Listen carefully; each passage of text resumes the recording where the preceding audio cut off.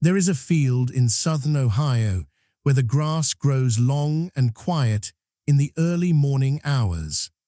Mist moves low across the ground, drifting between the trees at the edge of the clearing, settling into the shallow depressions of the earth like water finding its lowest place. The birds are not yet fully awake. The sky holds that particular shade of gray that belongs to no clear season. It could be early autumn, or the last breath of a long summer, or the first cautious warming of a spring that has not yet committed itself to the world. If you were standing in that field before the light came fully, you might notice something about the ground beneath your feet. It rises. Slowly, almost imperceptibly, the earth rises away from you in a gentle curve, not like a natural hill, not like the ordinary roll of farmland shaped by 10,000 years of rain and wind. There is something deliberate about it, something patient. The curve has a quality that the surrounding landscape does not quite share, a kind of intention buried in its geometry, an orderliness that catches the eye without quite explaining itself. You might walk toward it. The mist parts around your legs. The grass is cold and wet. And as you move closer, the shape reveals itself more fully, a long, low embankment, stretching away to the left and to the right farther than you can follow in either direction, enclosing a space so large that from where you stand, you cannot see its far edge. You are inside something. You have been inside it, perhaps, since you first stepped into the field without ever realizing it. Beneath the soil on which you are standing, there are things that have not been touched for more than 1,000 years. Layers of earth moved by human hands. Objects placed with care. Traces of fire, of ceremony, of community. Evidence of a world that existed here fully, completely, richly, long before the first European map ever named this river, this valley, this quiet morning field. This is a documentary about the people who built these landscapes and about the landscapes they left behind. It is a documentary about the ancient earthworks of North America, the mounds, the enclosures, the geometric forms, the effigy shapes that were raised by indigenous peoples across thousands of years and that still wait in fields and forests and beneath the edges of modern cities for the world to fully understand them. And if you find that you enjoy these slow journeys through the hidden history of America, these quiet hours of forgotten landscapes and ancient lives, we would be grateful if you would subscribe to this channel, share this documentary with someone who might enjoy it, and simply settle in and keep listening. There is a great deal of ground to cover and no reason at all to hurry. So let us begin at the beginning, or as close to the beginning as the evidence allows us to travel. Long before the first European explorer pressed the nib of a quill to a blank sheet of paper and attempted to draw the shape of this continent, the North American landscape existed in its own enormous, complete, living complexity. It was not an empty land waiting to be discovered. It was not a wilderness in any simple sense of that word.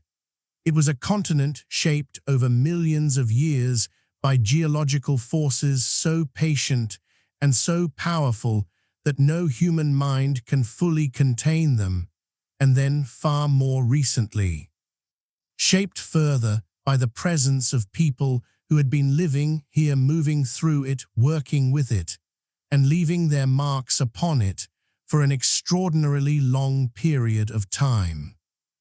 To understand the earthworks, to truly begin to appreciate what they represent, it is necessary first to understand the landscape into which they were built and the long human history that preceded their construction. Think for a moment about the geography of eastern and northern North America as it existed several thousand years ago. There were forests, ancient, dense, varied forests of oak and hickory and maple and elm and pine, forests so continuous across the eastern half of the continent that a squirrel could theoretically have traveled from the Atlantic coast to the Mississippi River without ever descending to the ground. These were not silent forests. They were full of life in every sense: deer and elk and black bear, turkey and passenger pigeon in numbers that would seem almost impossible today, beaver working the streams and changing the course of smaller waterways with their own kind of patient engineering. Wolves moved through the interior. Mountain lions followed the ridgelines. The rivers ran clear and cold and full of fish. The rivers themselves were essential. The Ohio River, cutting its long westward arc through what is now Pennsylvania and Ohio and Indiana, carried enormous volumes of water toward the Mississippi. The Mississippi itself, that great central artery of the continent, connected the northern reaches of Minnesota to the Gulf Coast, more than 2,000 miles of navigable water.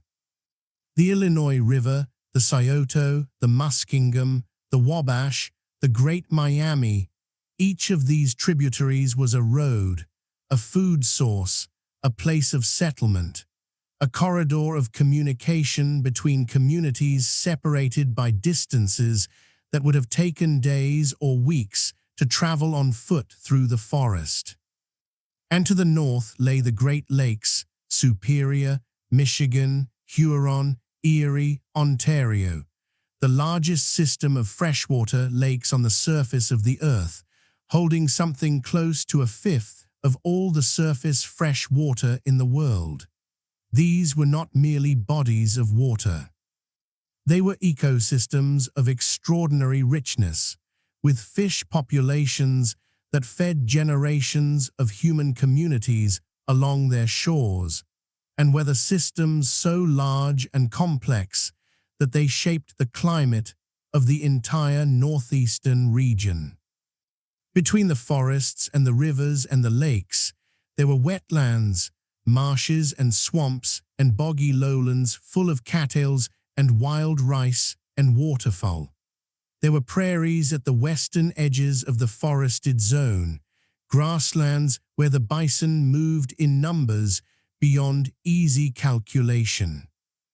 There were ridges and hills and the ancient rounded summits of the Appalachians, one of the oldest mountain chains on Earth, worn down over hundreds of millions of years into the gentle, forested heights that we see today. This was the landscape into which the first humans arrived. And they did not arrive recently. The archaeological evidence, the evidence that comes from careful, patient excavation and scientific dating, tells us that human beings have been present in North America for at least 15,000 years, and possibly considerably longer. The exact dates and the exact routes of the earliest migrations from northeastern Asia remain subjects of genuine scholarly discussion, but the essential fact is not in dispute. By the time the last ice age was coming to its long conclusion, by the time the great glaciers were retreating northward and leaving behind the new landscapes of the upper Midwest, and the Great Lakes human communities were already here, already adapting, already responding to an environment that was itself changing rapidly and dramatically. Those earliest peoples, sometimes called Paleo-Indians in the archaeological literature, lived in a North America that is almost impossible to fully imagine today. The glaciers were still retreating. The landscapes of the north were newly exposed, raw, in the process of becoming what they would eventually be. Massive lakes filled basins that the ice had scoured out. Rivers followed routes that no longer exist. The climate was shifting, warmer and wetter in some periods, cooler and drier in others, and the plant and animal communities were shifting with it. And through all of this, human beings were present, adapting, moving, learning the new landscapes as they emerged, building knowledge about plants and seasons and animal behavior that would accumulate over generations into something extraordinary, a deep, intimate understanding of the land that no map could ever fully capture. Because it was not stored in documents, but in memory, in practice, in language. In the learned patterns of where to find water in a dry season and where the fish ran thickest at the turn of spring, and how to read the sky before a great storm came rolling across the lake. This knowledge was not primitive. Let us be very clear about that. The idea that the earliest North American peoples lived in a kind of simple, undeveloped state, surviving by luck and instinct in a hostile wilderness, is a deeply mistaken one.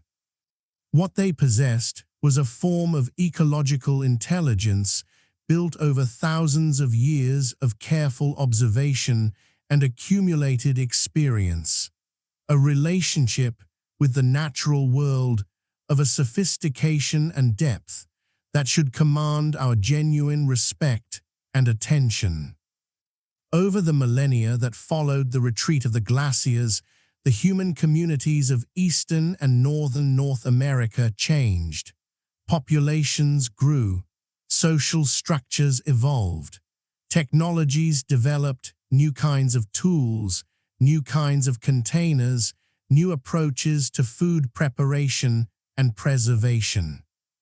The landscapes themselves continued to change, the forests maturing and differentiating, the rivers stabilizing into the courses that would persist into historical times, the climate settling into something closer to the patterns of the present. And somewhere in this long, gradual process of human deepening in the landscape, something remarkable began to happen. People began to build, not structures of stone or timber alone, though those existed too. They began to move the earth itself. They began to shape the land, to raise mounds from the flat ground, to dig embankments and enclosures, to construct forms out of soil and clay that were large enough to alter the very shape of the landscape they lived in. They built things that we can still see today, rising from the grass of Ohio fields and Wisconsin forests, curving along river bluffs and enclosing ceremonial spaces that were once full of fire and sound and human presence. This is where our story truly begins. Not with a single dramatic moment of construction, but with the slow, deep human process that made the earthworks possible, a process that took thousands of years to develop, and that left behind one of the most extraordinary archaeological landscapes anywhere in North America. Archaeology does not give us a single, simple story of the first peoples of North America. What it gives us instead, what decades of careful excavation and analysis and dating and re-examination have gradually assembled, is something more complicated, more interesting, and in some ways more beautiful than a single story could ever be. It gives us a picture of many peoples, many traditions, many different ways of living in and with and upon the land, across an enormous continent and an enormous span of time. This matters enormously when we talk about the earthworks. Because the earthworks were not built by one culture in one moment for one purpose. They were built by many different communities across many different centuries in many different places, and the traditions they represent are distinct from one another in ways that are real and significant. Even when the forms they created can look superficially similar to us from the distance of the present.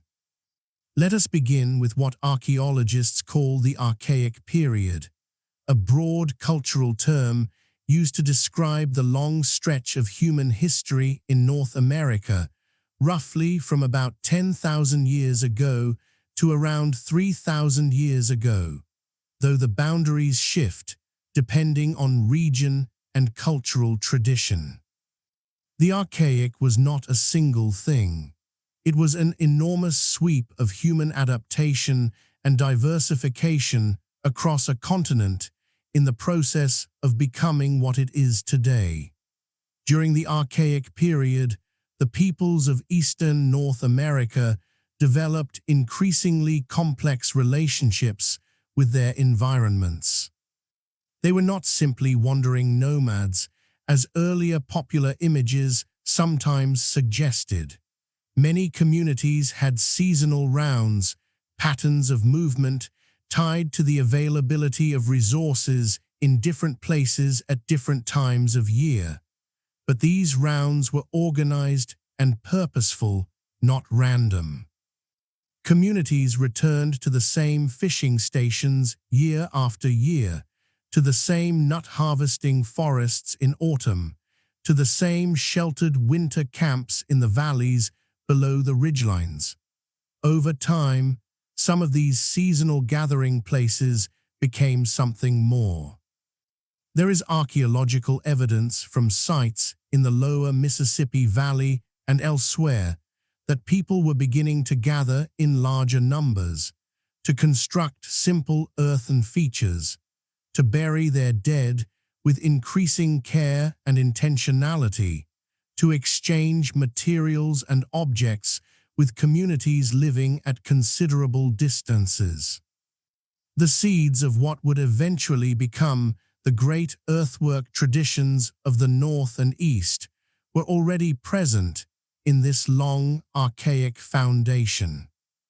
One of the most significant developments of the later Archaic period was the gradual intensification of exchange networks, the movement of materials and objects between communities separated by hundreds of miles. Copper from the Great Lakes region appears in archaeological sites far to the south. Marine shells from the Gulf Coast turn up in Midwestern burial sites.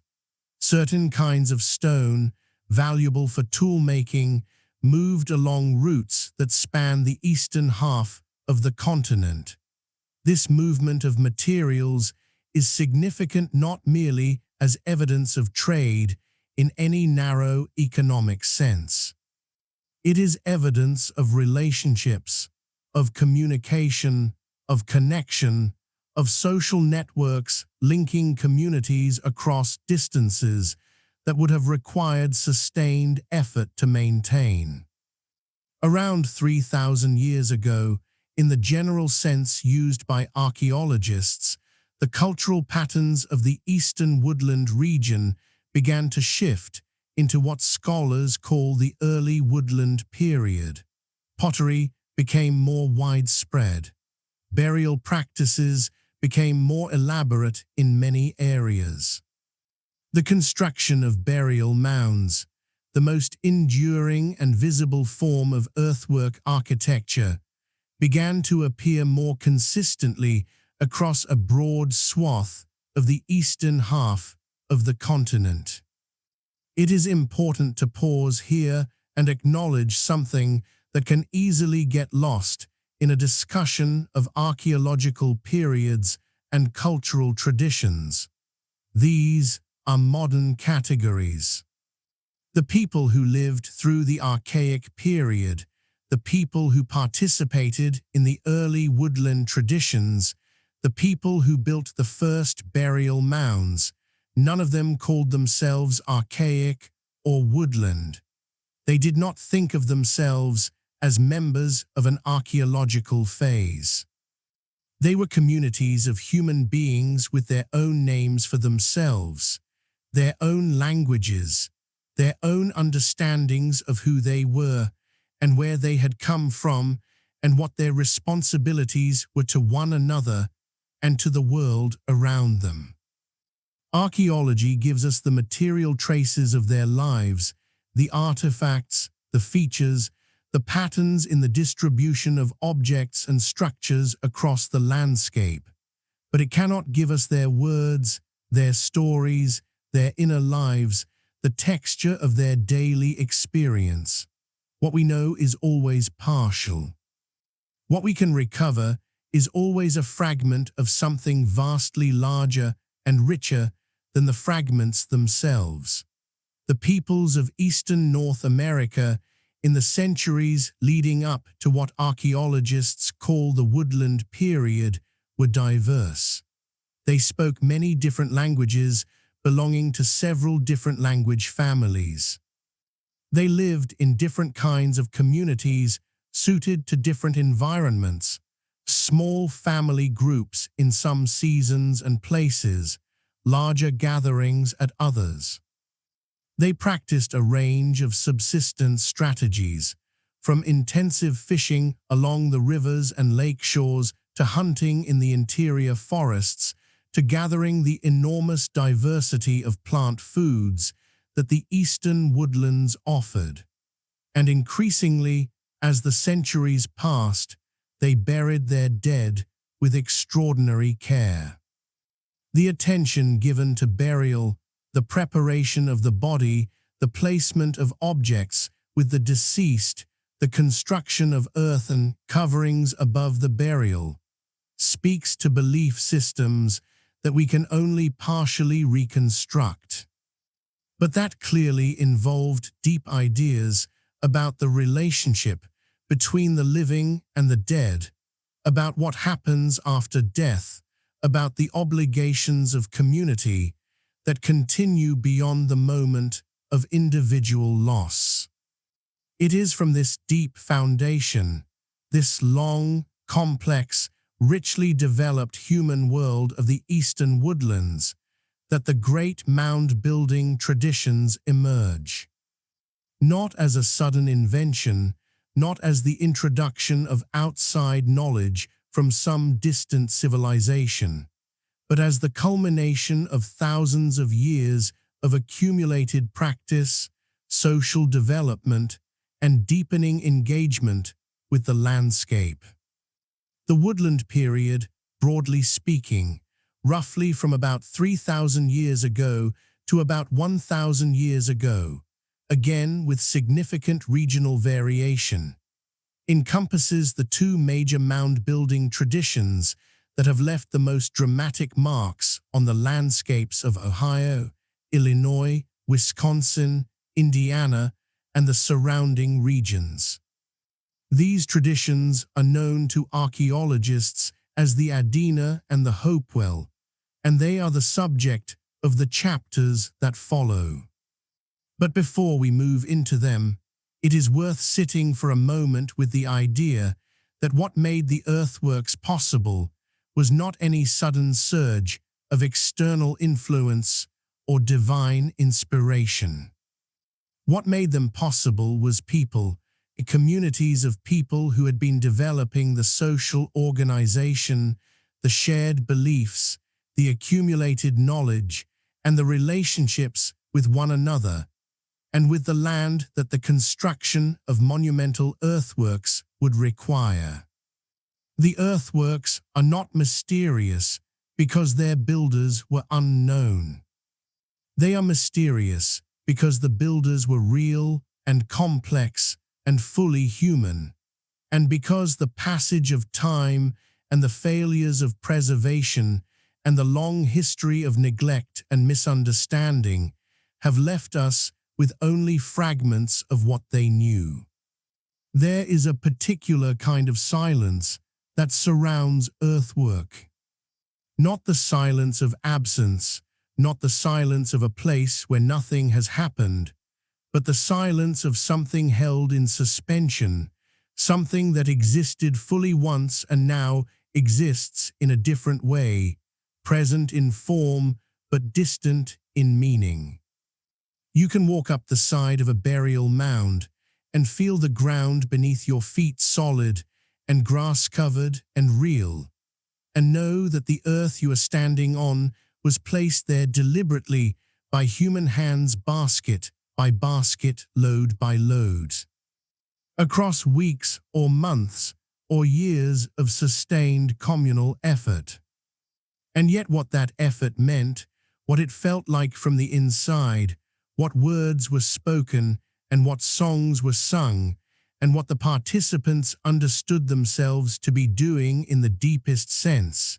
These things do not survive in the soil.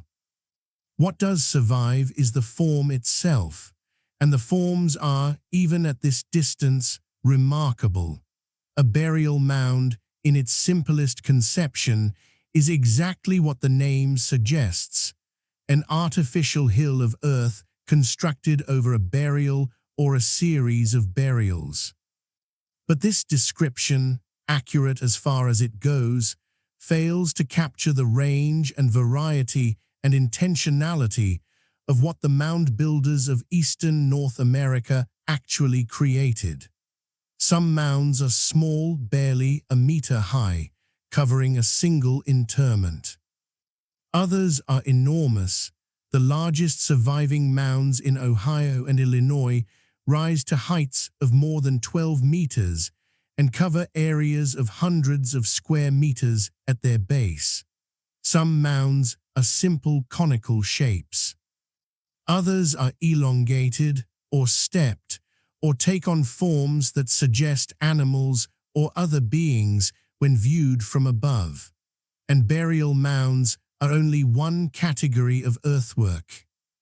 The ancient peoples of eastern North America also built embankments, long walls of earth, that enclosed spaces ranging from a few acres to hundreds of acres. They built platform mounds, flat-topped earthen structures that may have supported buildings or served as elevated ceremonial spaces. They built geometric enclosures of extraordinary precision, circles and squares and octagons with dimensions that reflect a sophisticated understanding of spatial relationships. They built effigy mounds, earthworks shaped like animals, birds, and other creatures, whose outlines can sometimes be appreciated only from a height above the ground. How was all of this earth moved? The answer is both simple and humbling. It was moved by people, by human beings carrying loads of soil in baskets and pots and hides, depositing them in the right places, layer by layer, compacting and shaping and building upward. There were no draft animals in pre-Columbian eastern North America, no horses, no oxen, no mules. There were no metal tools for digging. What there was, instead, was organized human labor, directed by community knowledge and social structure, sustained over periods of time that could extend across generations. Archaeologists who have studied the construction of individual mounds have found evidence of careful intentionality in the layering of soils. Different colors and textures of earth were sometimes used in deliberate sequences, suggesting that the construction itself was a structured process, perhaps a ceremonial process, rather than simply the functional accumulation of fill. In some mounds, specific objects were placed at particular levels during construction, as if marking stages in an ongoing ceremony rather than simply depositing goods in a single burial episode. The construction of a mound was not merely a physical act. It was, the evidence strongly suggests, a ritual act, a sustained engagement with sacred practice that extended across the entire period of building. Consider what this implies about the communities involved. To construct even a moderately sized burial mound, say 3 or 4 meters in height, covering an area of perhaps 1,000 square meters, required the movement of thousands of cubic meters of earth.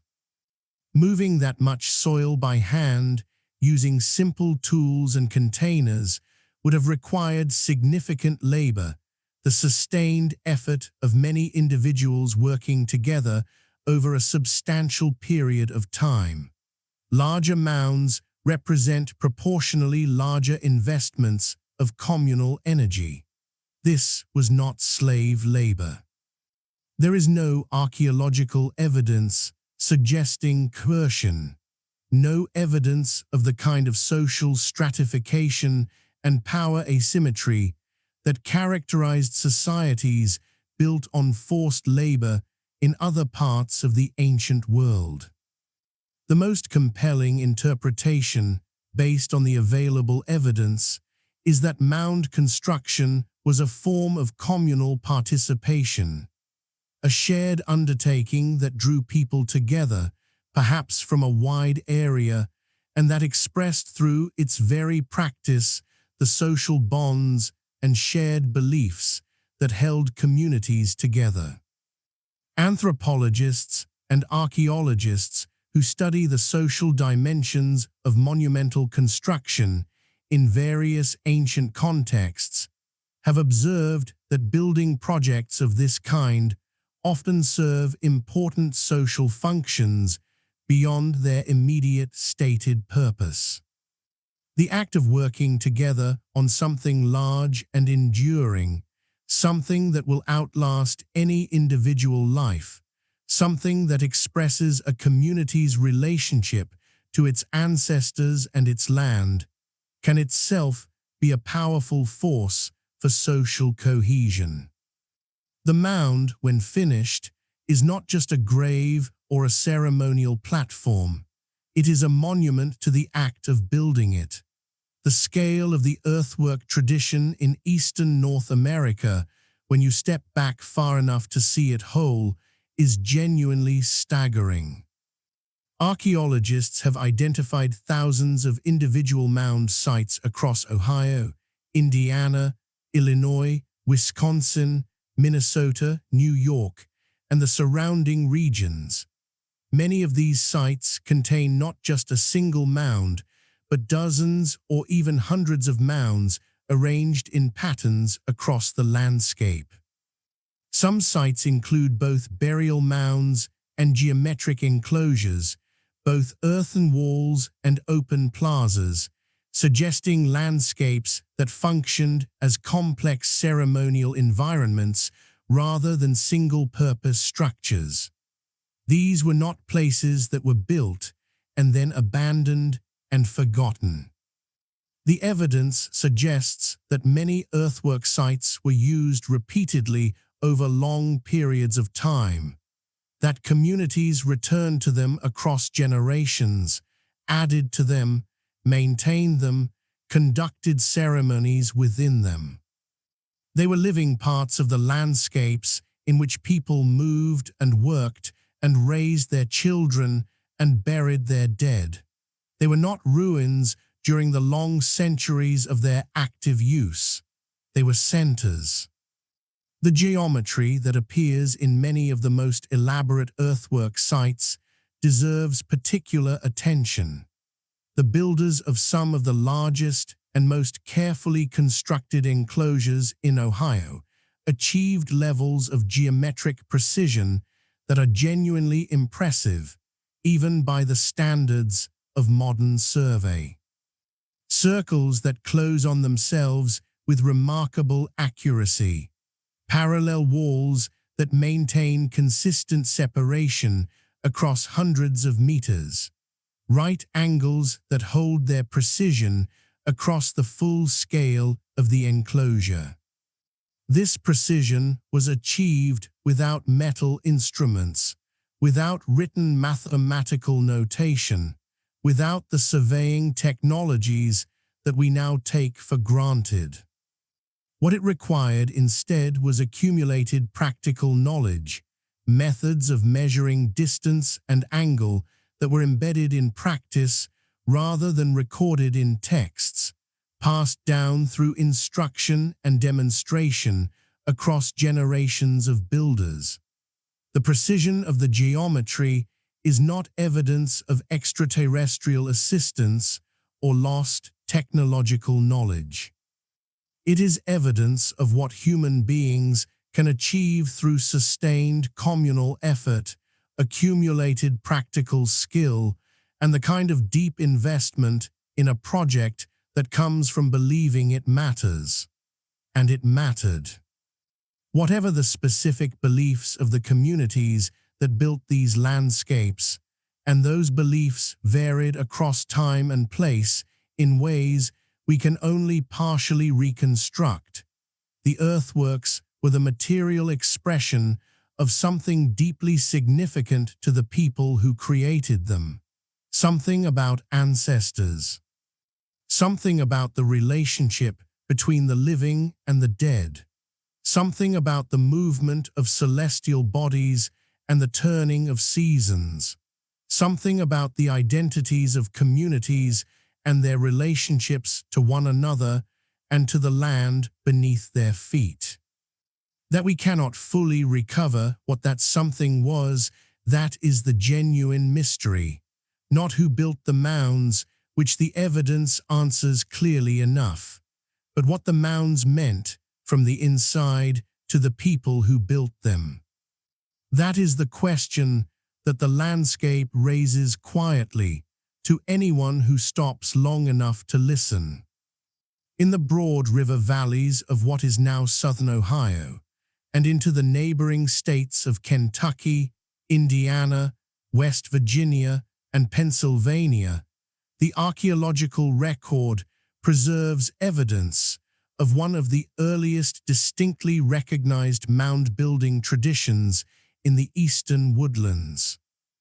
Archaeologists call it the Adena tradition, a name derived from the Adena estate in Ross County, Ohio, where an important mound site was investigated in the early 20th century. The name is a modern convenience.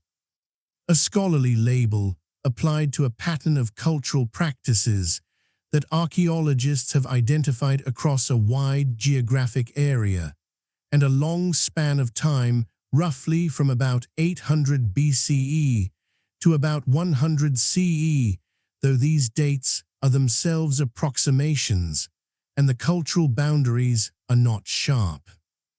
It is important to say clearly what the Adena tradition is and what it is not. It is not a single unified civilization with a capital city and a central government. It is not a discrete ethnic group with a single shared identity that we can easily map onto the diversity of communities whose material remains fall within the pattern. The Adena tradition is, first and foremost, an archaeologist's category, a way of grouping together a set of related practices and material forms that show consistent similarities across a broad region, while acknowledging that within this pattern there was significant local variation and that the communities involved were diverse. What the evidence does show is that people across a wide swath of the central Ohio River Valley region were participating in broadly similar practices during this period, particularly regarding the treatment of the dead and the construction of burial mounds. The burial mound is the most visible and most studied element of the Adena archaeological record, and it is through the study of burial mounds that much of what we know about Adena-associated communities has been learned. Adena burial mounds are generally conical in form, rounded hillocks of earth that rise from the surrounding landscape with a simple, quiet presence. They range from small earthworks barely visible above the surrounding ground surface to substantial mounds several meters in height. Some were built in a single construction episode, raised over a primary burial or a small number of burials. Others show evidence of repeated use over time, with new burials added and new layers of earth deposited above them across many years or even generations. The people buried in Adena mounds were not all treated identically. Some burials are simple, a body placed in a pit, sometimes with a few associated objects, then covered with earth. Others are more elaborate, the deceased wrapped or placed in a log-lined tomb, accompanied by objects of material and symbolic significance, and then covered by a mound that may have been constructed as a specific ceremonial act. The variation in burial treatment has led some archaeologists to suggest that Adena-associated communities had social distinctions, that certain individuals were recognized as holding particular status or fulfilling particular roles in the community, and that this recognition was expressed through differences in burial treatment. But the evidence for strong social hierarchy is not straightforward, and interpretations vary among scholars. What are the objects found in Adena burials?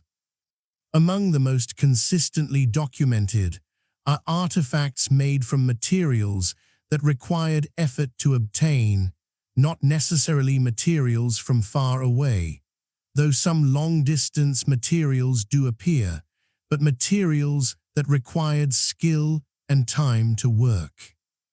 Polished stone tablets bearing geometric or animal form engravings are among the most distinctive Adena artifacts.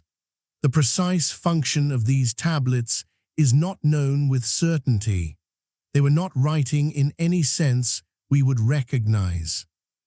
They may have been related to the preparation of ceremonial pigments, or they may have served some other purpose that we cannot fully reconstruct.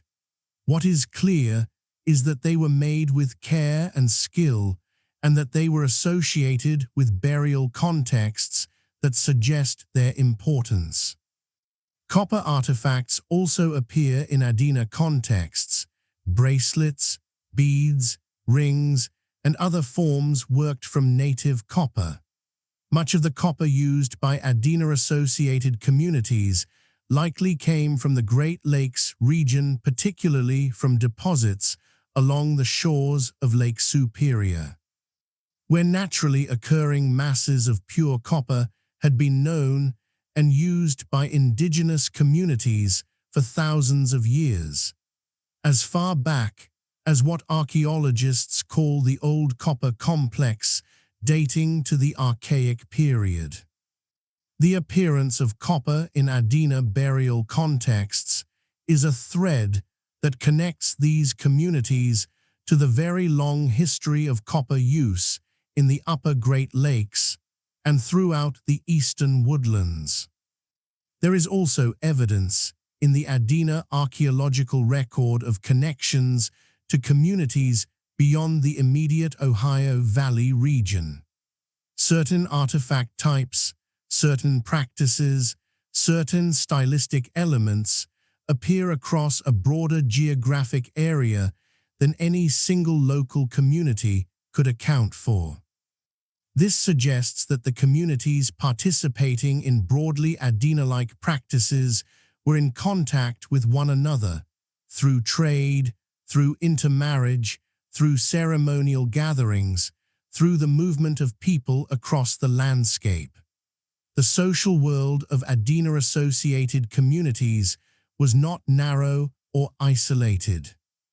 It was connected in ways that the material evidence can document, even when the nature of those connections remains only partially understood. What were Adena-associated communities like beyond their burial practices? This is where the archaeological record becomes thinner and more difficult to interpret.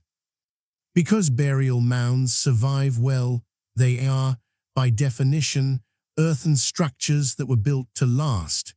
And because they have attracted archaeological attention for 2 centuries, they have tended to dominate the scholarly picture of Adena. But burial mounds are not where people lived their daily lives. They are where people buried their dead. The evidence for Adena settlements, the places where people actually lived day to day across the seasons of the year, is more fragmentary and harder to recover. Most Adena-associated settlements appear to have been relatively small, perhaps consisting of a handful of circular houses arranged loosely across a landscape that was used seasonally rather than permanently occupied year-round. There is evidence for the use of a wide variety of food resources, deer and other game, fish from the rivers, a broad range of plant foods including seeds and nuts and berries, and possibly the beginnings of cultivation of certain native plants. The transition from purely gathered plant foods to the deliberate encouragement and cultivation of plants was a gradual process in the eastern woodlands, and the Adena period falls within this long transitional span. Social organization among Adena-associated communities is difficult to reconstruct with confidence. The burial evidence suggests communities where certain individuals held recognized roles or statuses, but there is no compelling evidence for the kind of strongly hierarchical social organization. Chiefs with coercive power, tribute-extracting elites, large-scale political organizations that characterized some later North American societies. The picture that emerges is of communities that were egalitarian in many respects, organized around kinship and community ties rather than formal political structures, and capable of sustained collective action for purposes that were primarily ceremonial and social rather than political in any narrow sense. One of the questions that the Adena archaeological record raises, and that scholars continue to discuss, is the relationship between the Adena tradition and the later Hopewell tradition that would eventually emerge in the same general region with considerably greater elaboration and geographic reach. There has been debate about whether the Adena and Hopewell represent continuity or transformation, whether one developed out of the other or whether the relationship is more complex. The current scholarly consensus leans toward seeing significant continuity, Hopewell building on and elaborating the foundations laid by Adena-associated communities, but the relationship is not simple, and the evidence does not support any single clean narrative of succession. What the Adena tradition does give us above all else is a picture of communities that were deeply engaged with the landscape in which they lived, communities that invested significant collective effort in the treatment of their dead, in the construction of earthen monuments that expressed their relationship to ancestors and to the land, and in the maintenance of connections with other communities across a wide region. These were not simple or undeveloped societies. They were communities with rich inner lives, complex social practices, and a deep sense of place. Communities whose mounds remain scattered across the hills and valleys of the Ohio region today, quiet, grass-covered, patient, waiting for a world that has been slow to fully appreciate what they represent. The valleys of southern Ohio hold hundreds of these quiet hills. Some are preserved in parks and recognized as historically significant. Others survive at the edges of farm fields or in the backyards of suburban neighborhoods or along roadsides where most people pass them without a second glance. Each one is a remnant, a surviving fragment of a human community that existed here fully, that built and buried and celebrated and mourned and passed its knowledge forward across generations. Each one, in its way, is a form of memory. And memory, in the landscape, takes the long view. Somewhere around 2,000 years ago, something changed in the Ohio Valley. The change was not sudden. Nothing in the long human history of this landscape ever changed suddenly, in the way that dramatic histories like to suggest. It was gradual, as most deep cultural transformations are gradual, built from the accumulation of small shifts in practice and belief and social organization that only become visible as a distinct new pattern when enough time has passed to see the whole shape of it.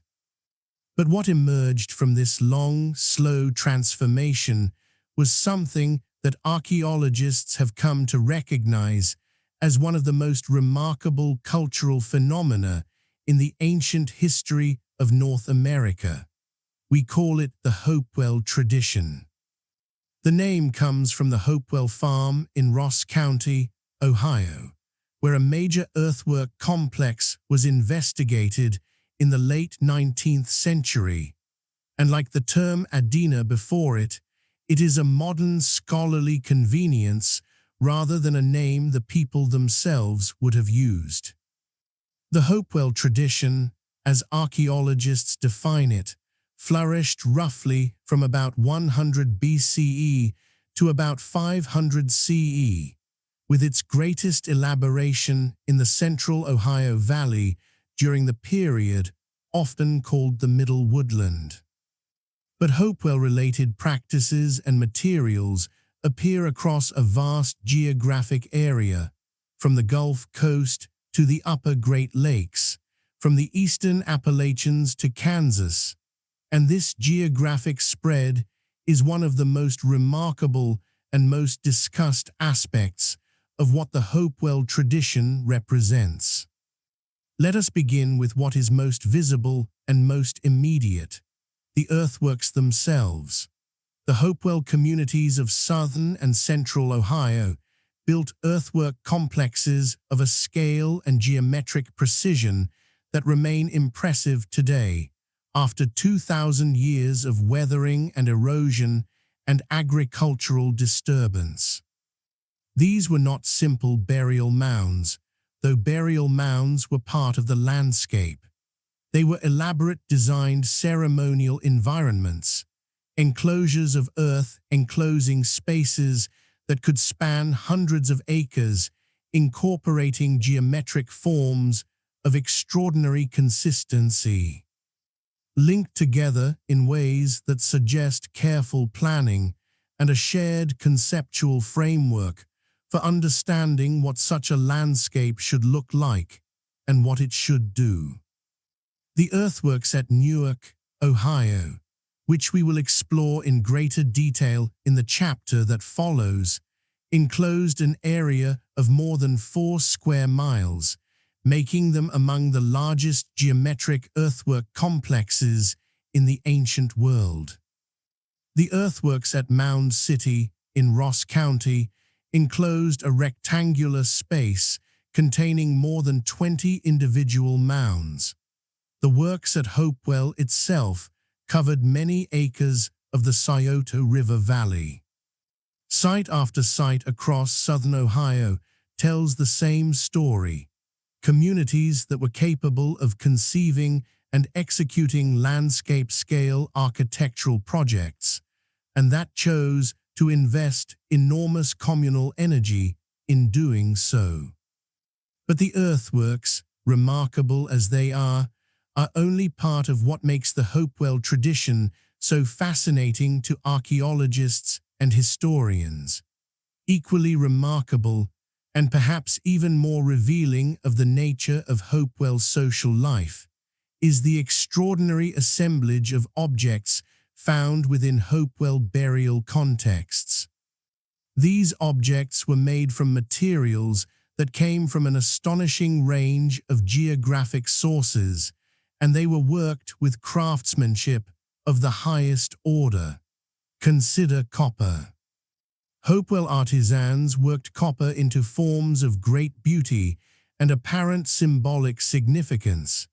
Headdress elements in the shapes of antlers and birds, breastplates, ear spools, sheets cut into silhouettes of animals and hands, and abstract forms.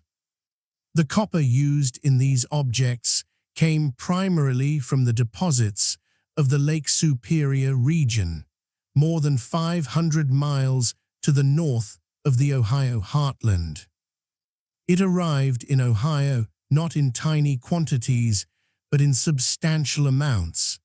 Some individual burials contained dozens of copper objects, and the total copper deposited in Hopewell burial contexts across the region represents a significant flow of material over several centuries.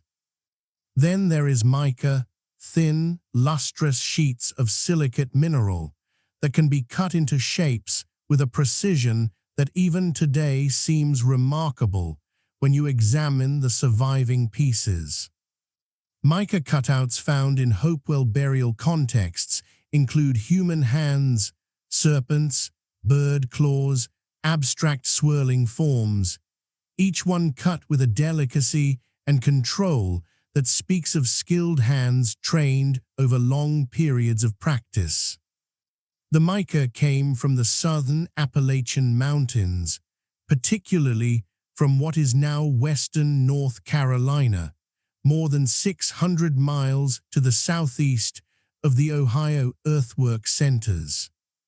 Obsidian, volcanic glass, capable of being worked into blades of extraordinary sharpness, appears in Hopewell contexts in Ohio and has been traced by chemical analysis to sources in what is now Yellowstone National Park in Wyoming. Yellowstone, more than 1,000 miles to the west. Marine shells from the Gulf of Mexico and the Atlantic coast turn up in Hopewell burial assemblages in Ohio. Shark teeth, alligator skulls, grizzly bear canines from animals that lived far to the west, meteoric iron worked into small artifacts, crystals and minerals from a dozen different geological sources scattered across the eastern half of the continent. What does this mean? What does it tell us about the nature of Hopewell society and the relationships between Hopewell communities and the wider world? The standard interpretation, and one that the evidence strongly supports, is that the communities associated with the Hopewell tradition were embedded in an extensive network of exchange, through which materials of symbolic and ceremonial significance moved across enormous distances. This network is sometimes called the Hopewell interaction sphere, a term introduced by archaeologist Joseph Caldwell in the 1960s, and it remains one of the central organizing concepts in the study of Hopewell. The key word in that formulation is interaction, not trade in any simple commercial sense, not the movement of goods for economic profit, but the movement of materials as part of a system of social relationships, alliance maintenance, ceremonial exchange, and shared symbolic practice. We should be careful here not to overstate the case. The Hopewell interaction sphere was not an empire. There was no Hopewell emperor, no Hopewell capital city, no coercive political structure that extracted tribute from subject communities across the continent.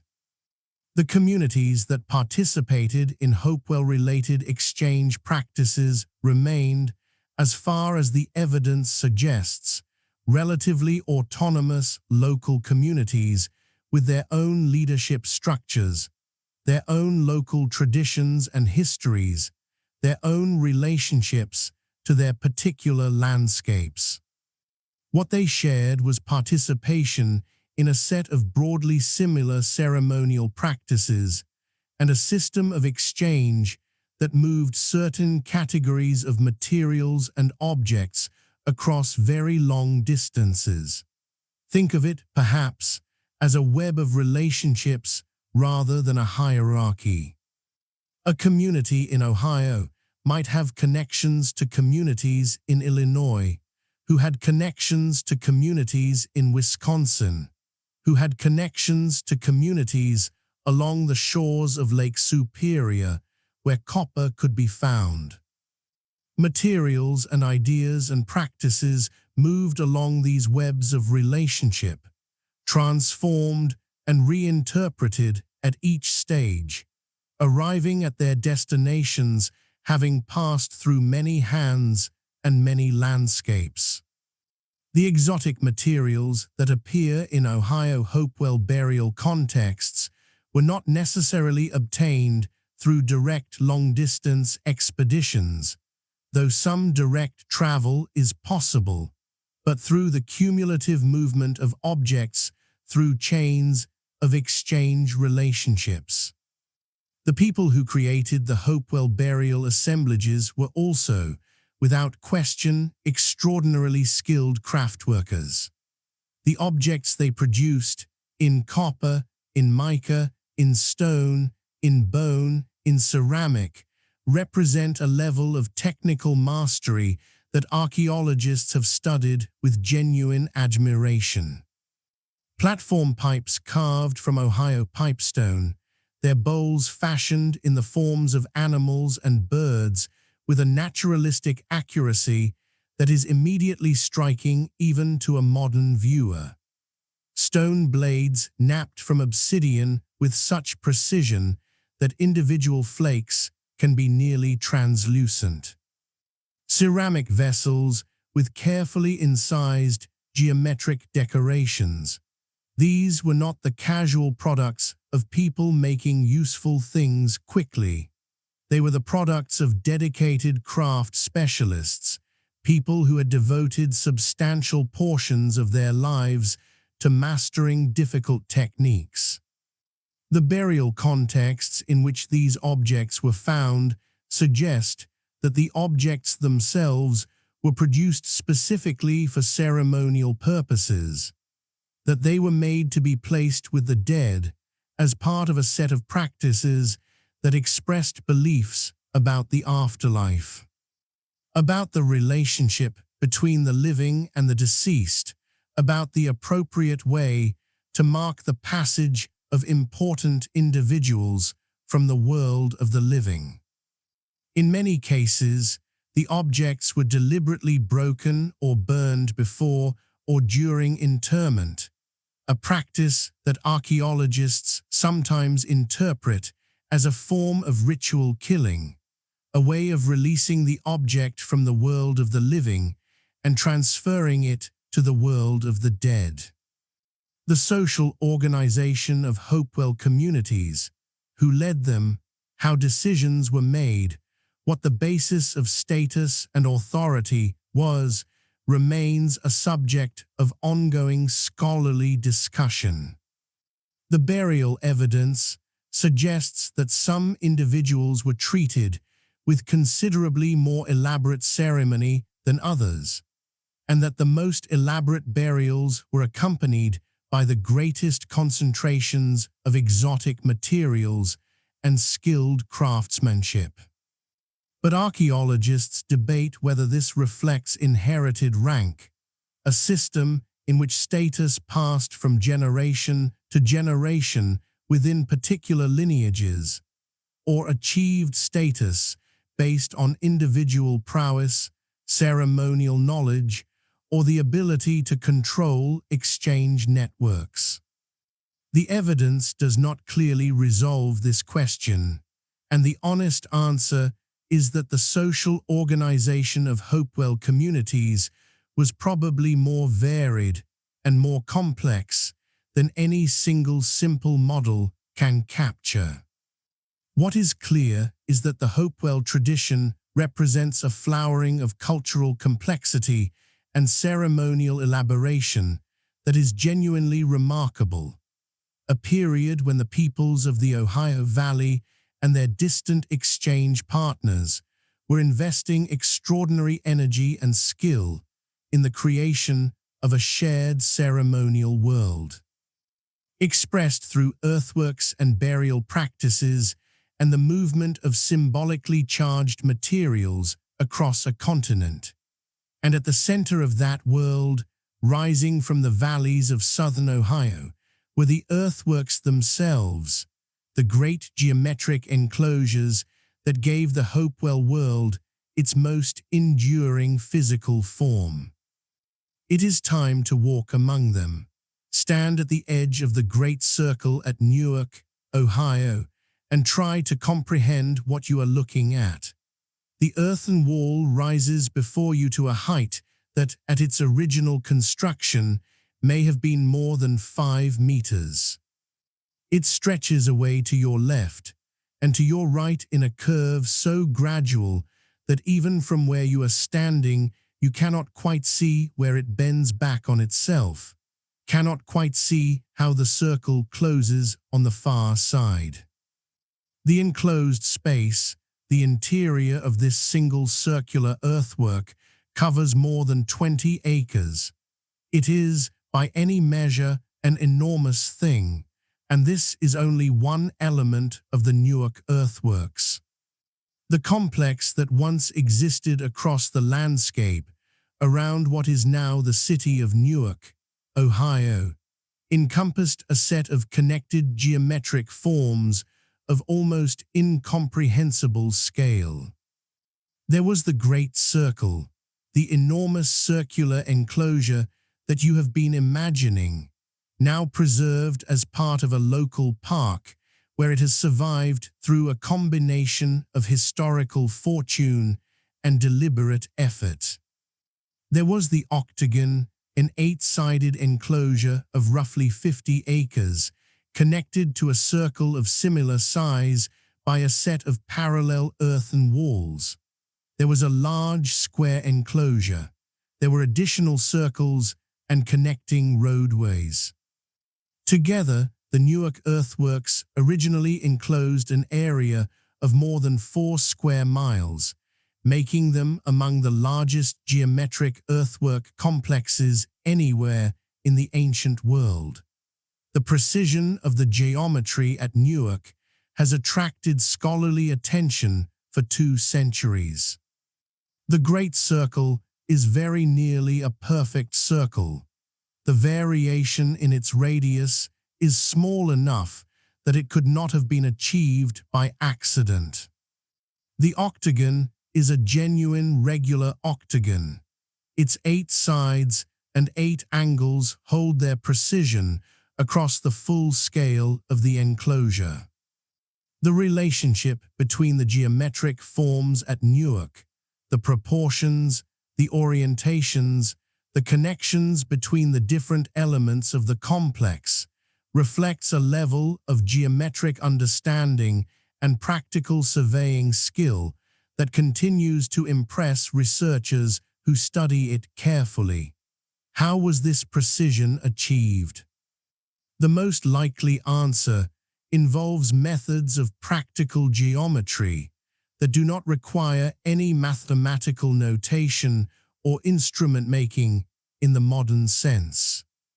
A long chord of consistent length, for instance, can define a circle of any desired radius. the builder simply anchors one end at the center point and walks the circumference, marking the path of the cord as they go. More elaborate geometric forms can be constructed through extensions of similar principles, using cords and stakes to establish reference points and guide the placement of earthen walls.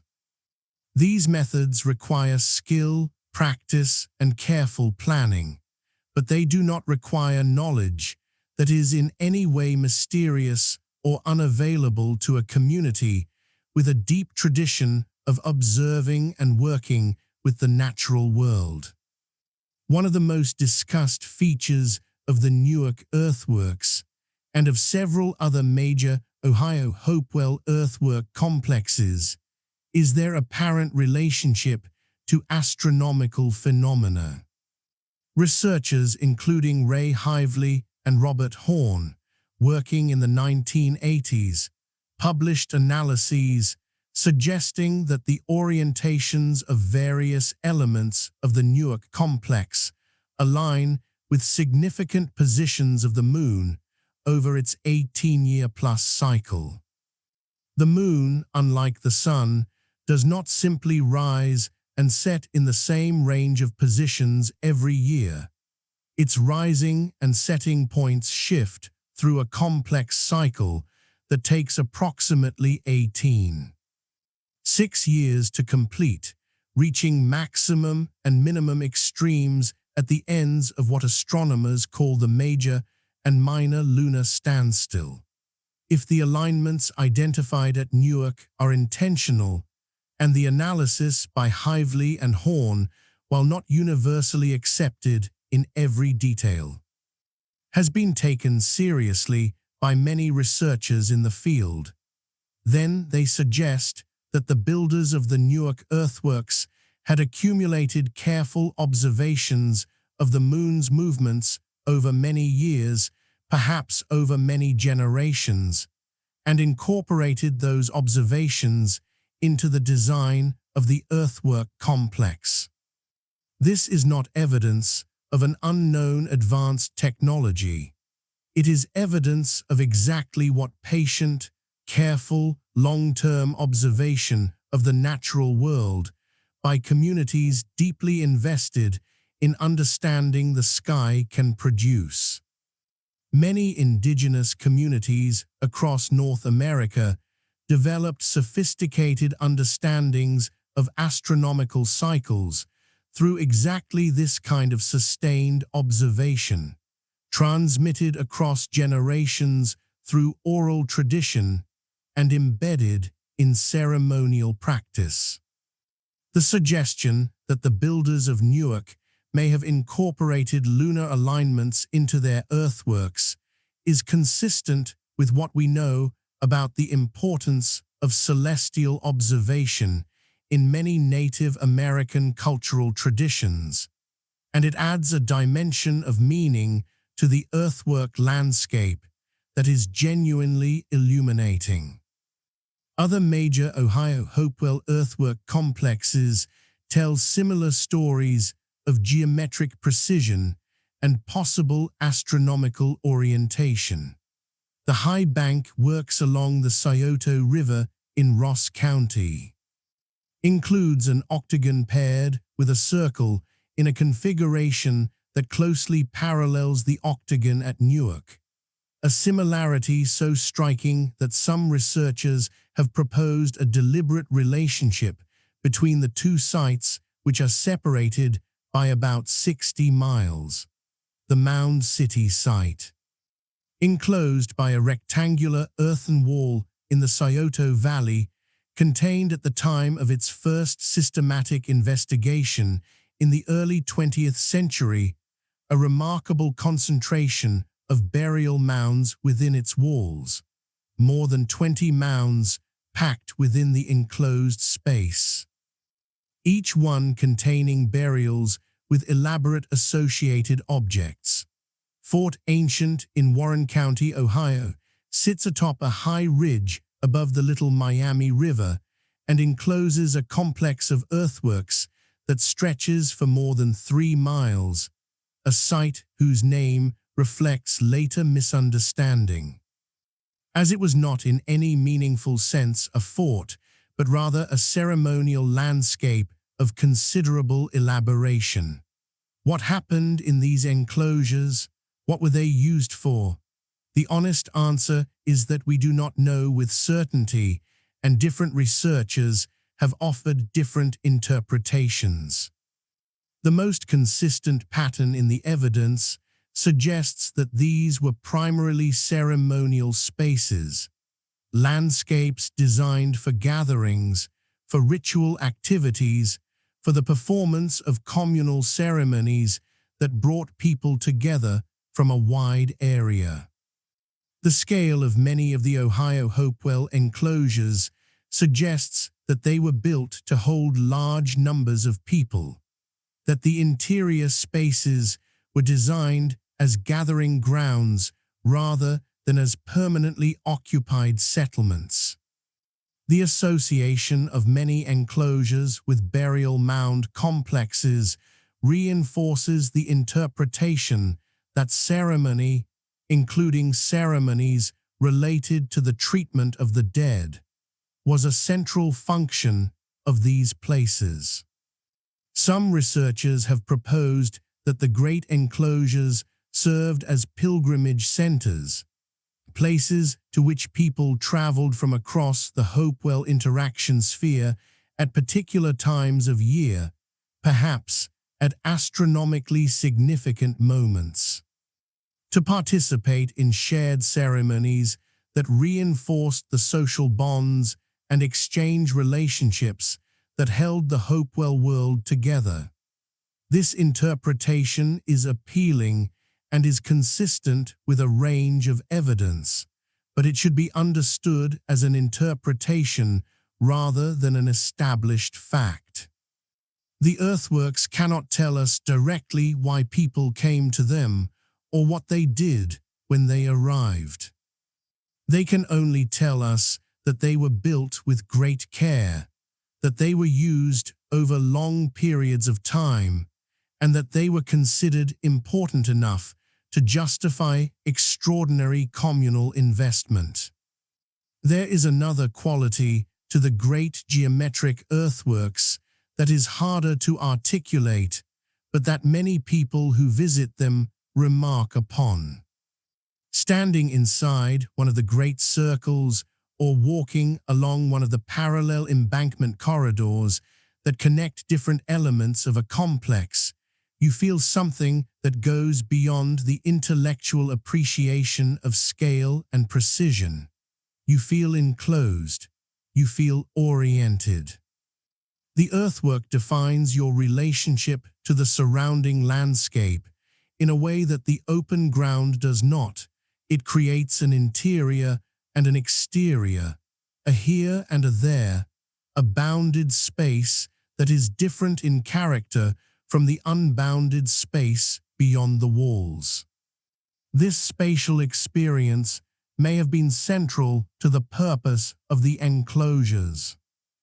The act of entering an enclosed ceremonial space, of passing through a gateway in an earthen wall and finding yourself inside a defined, bounded environment, is a transition that many ceremonial traditions around the world recognize as significant. It marks a movement from ordinary space to sacred space, from the everyday world to a world set apart for particular purposes. Whether the builders of the Ohio Hopewell earthworks understood the transition in these terms, we cannot say.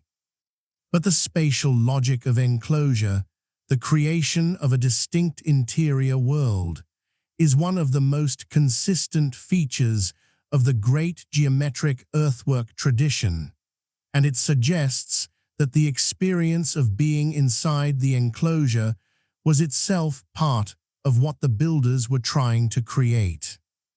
The great geometric earthworks of Ohio are the most extensively studied component of the Hopewell tradition's monumental architecture, But they are not the only remarkable landscapes that Hopewell-related communities created. Across the broader geographic region that participated in Hopewell exchange and ceremonial practice, communities built their own versions of monumental landscapes, adapted to local traditions and local topographies.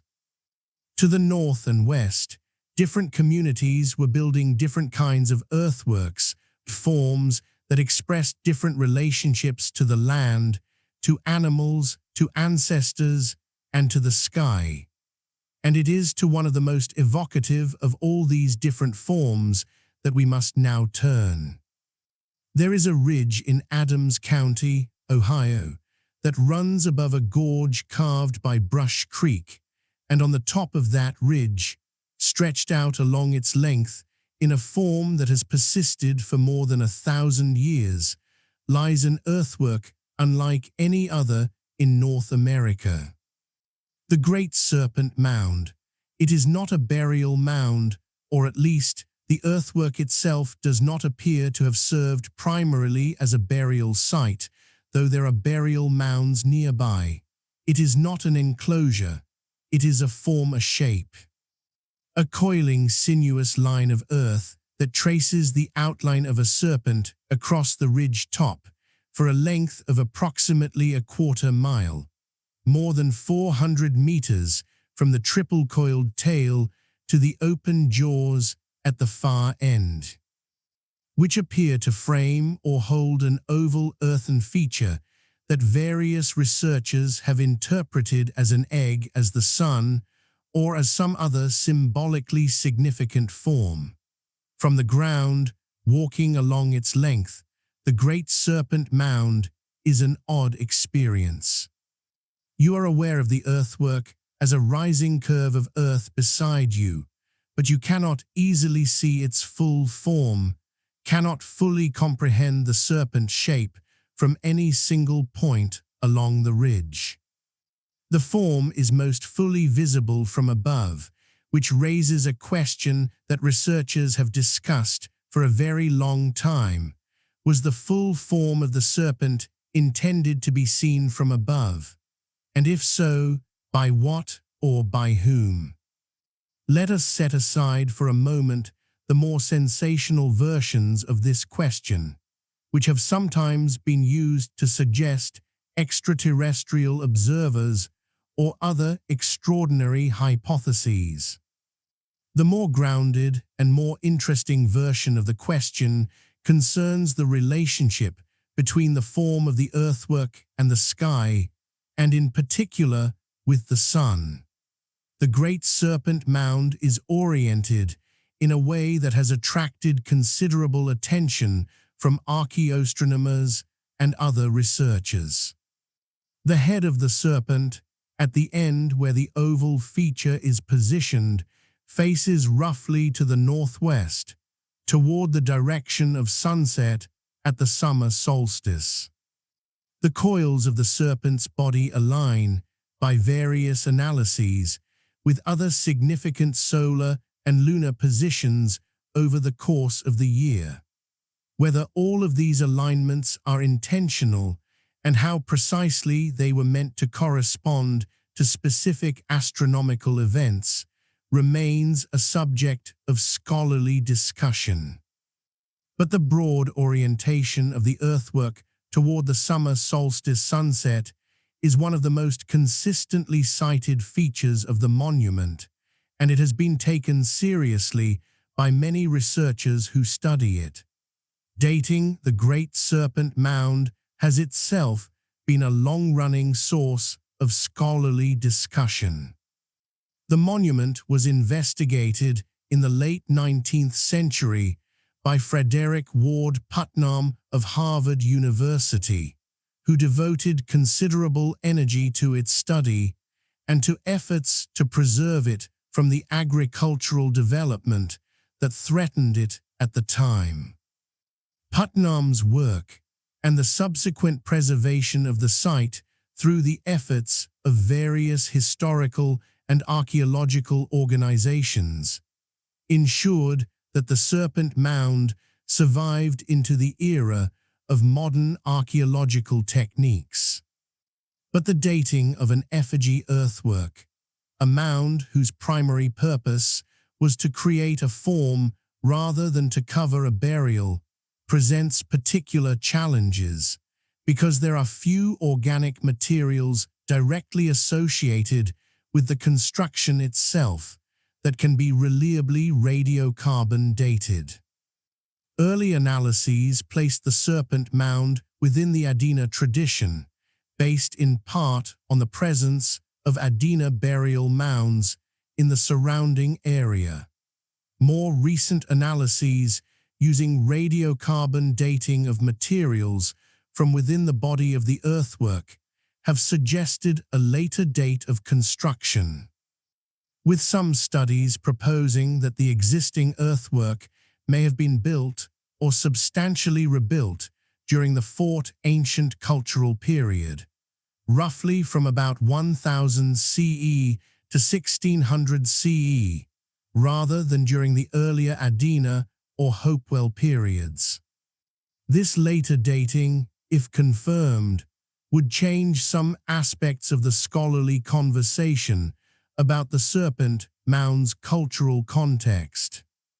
However, there is also evidence that the site may have a more complex construction history, with possible earlier phases of activity at the location, and the dating question cannot be considered fully resolved at this time. What does the serpent form mean? What did the serpent represent to the people who built this earthwork and who returned to it across the centuries of its use? The serpent is one of the most widely distributed symbolic figures in the indigenous traditions of North America. Across many different cultural and linguistic traditions, serpentine or serpent-like figures, often associated with water, with underground or underwater realms, with power, with transformation, appear in visual arts, in oral traditions, in ceremonial contexts.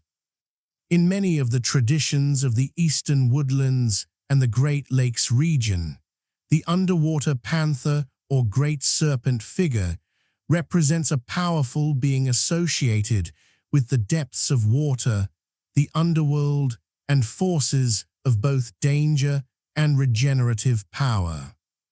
The cosmic opposition between sky beings, thunderbirds, eagles, and underwater serpent figures is a widely documented theme in many Native American traditions of the East and North.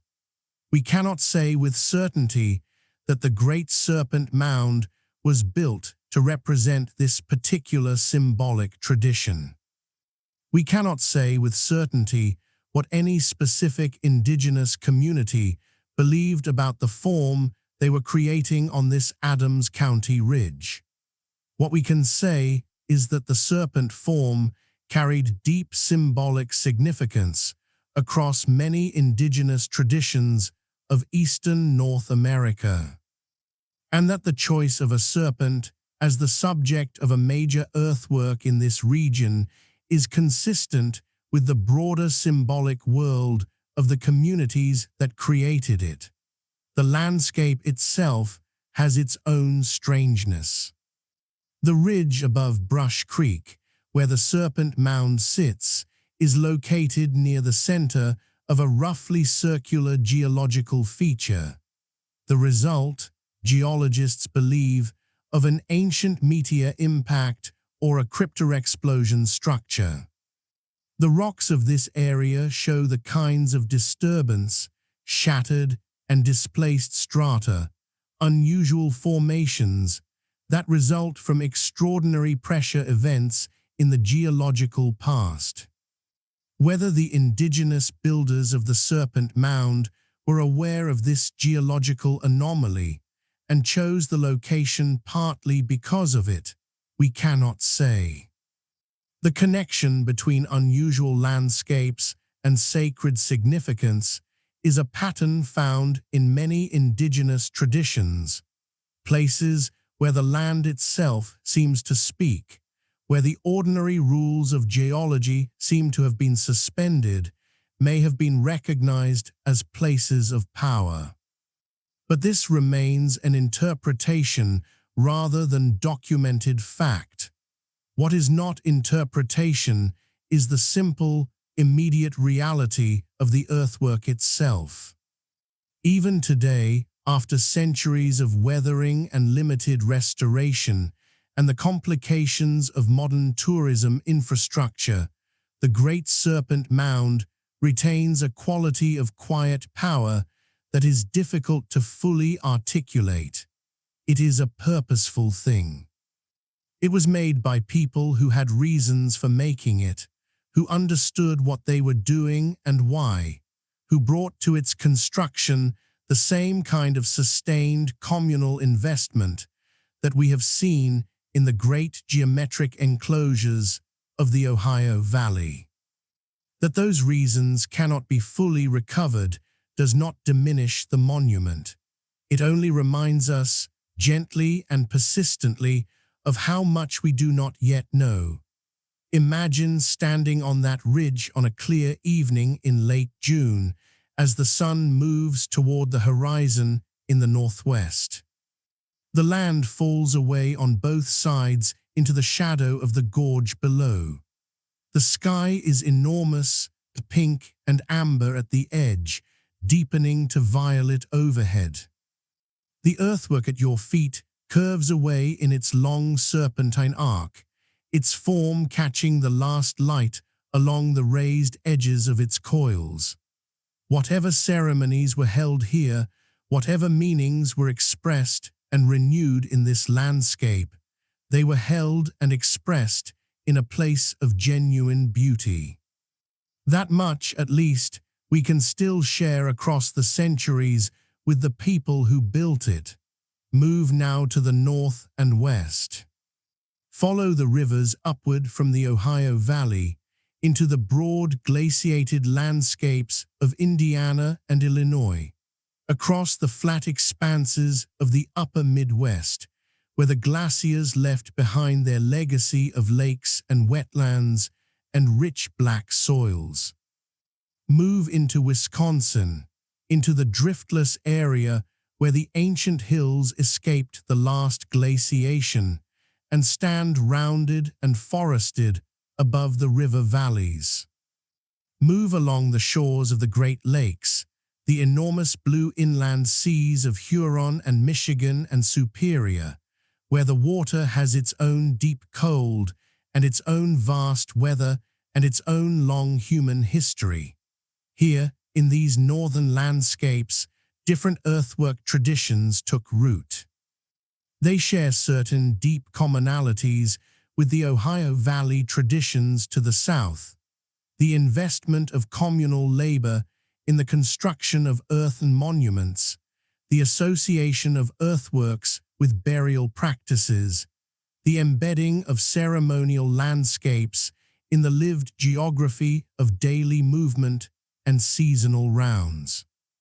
But they also differ in important ways, and those differences tell us something significant about the diversity of indigenous cultural practice across the northern half of the continent. The most distinctive and perhaps the most visually striking form of earthwork in the Great Lakes region is the effigy mound, an earthwork constructed in the shape of an animal, a bird, or in some cases, a human figure. Effigy mounds are found primarily in Wisconsin, with significant concentrations in Minnesota, Iowa, and northern Illinois.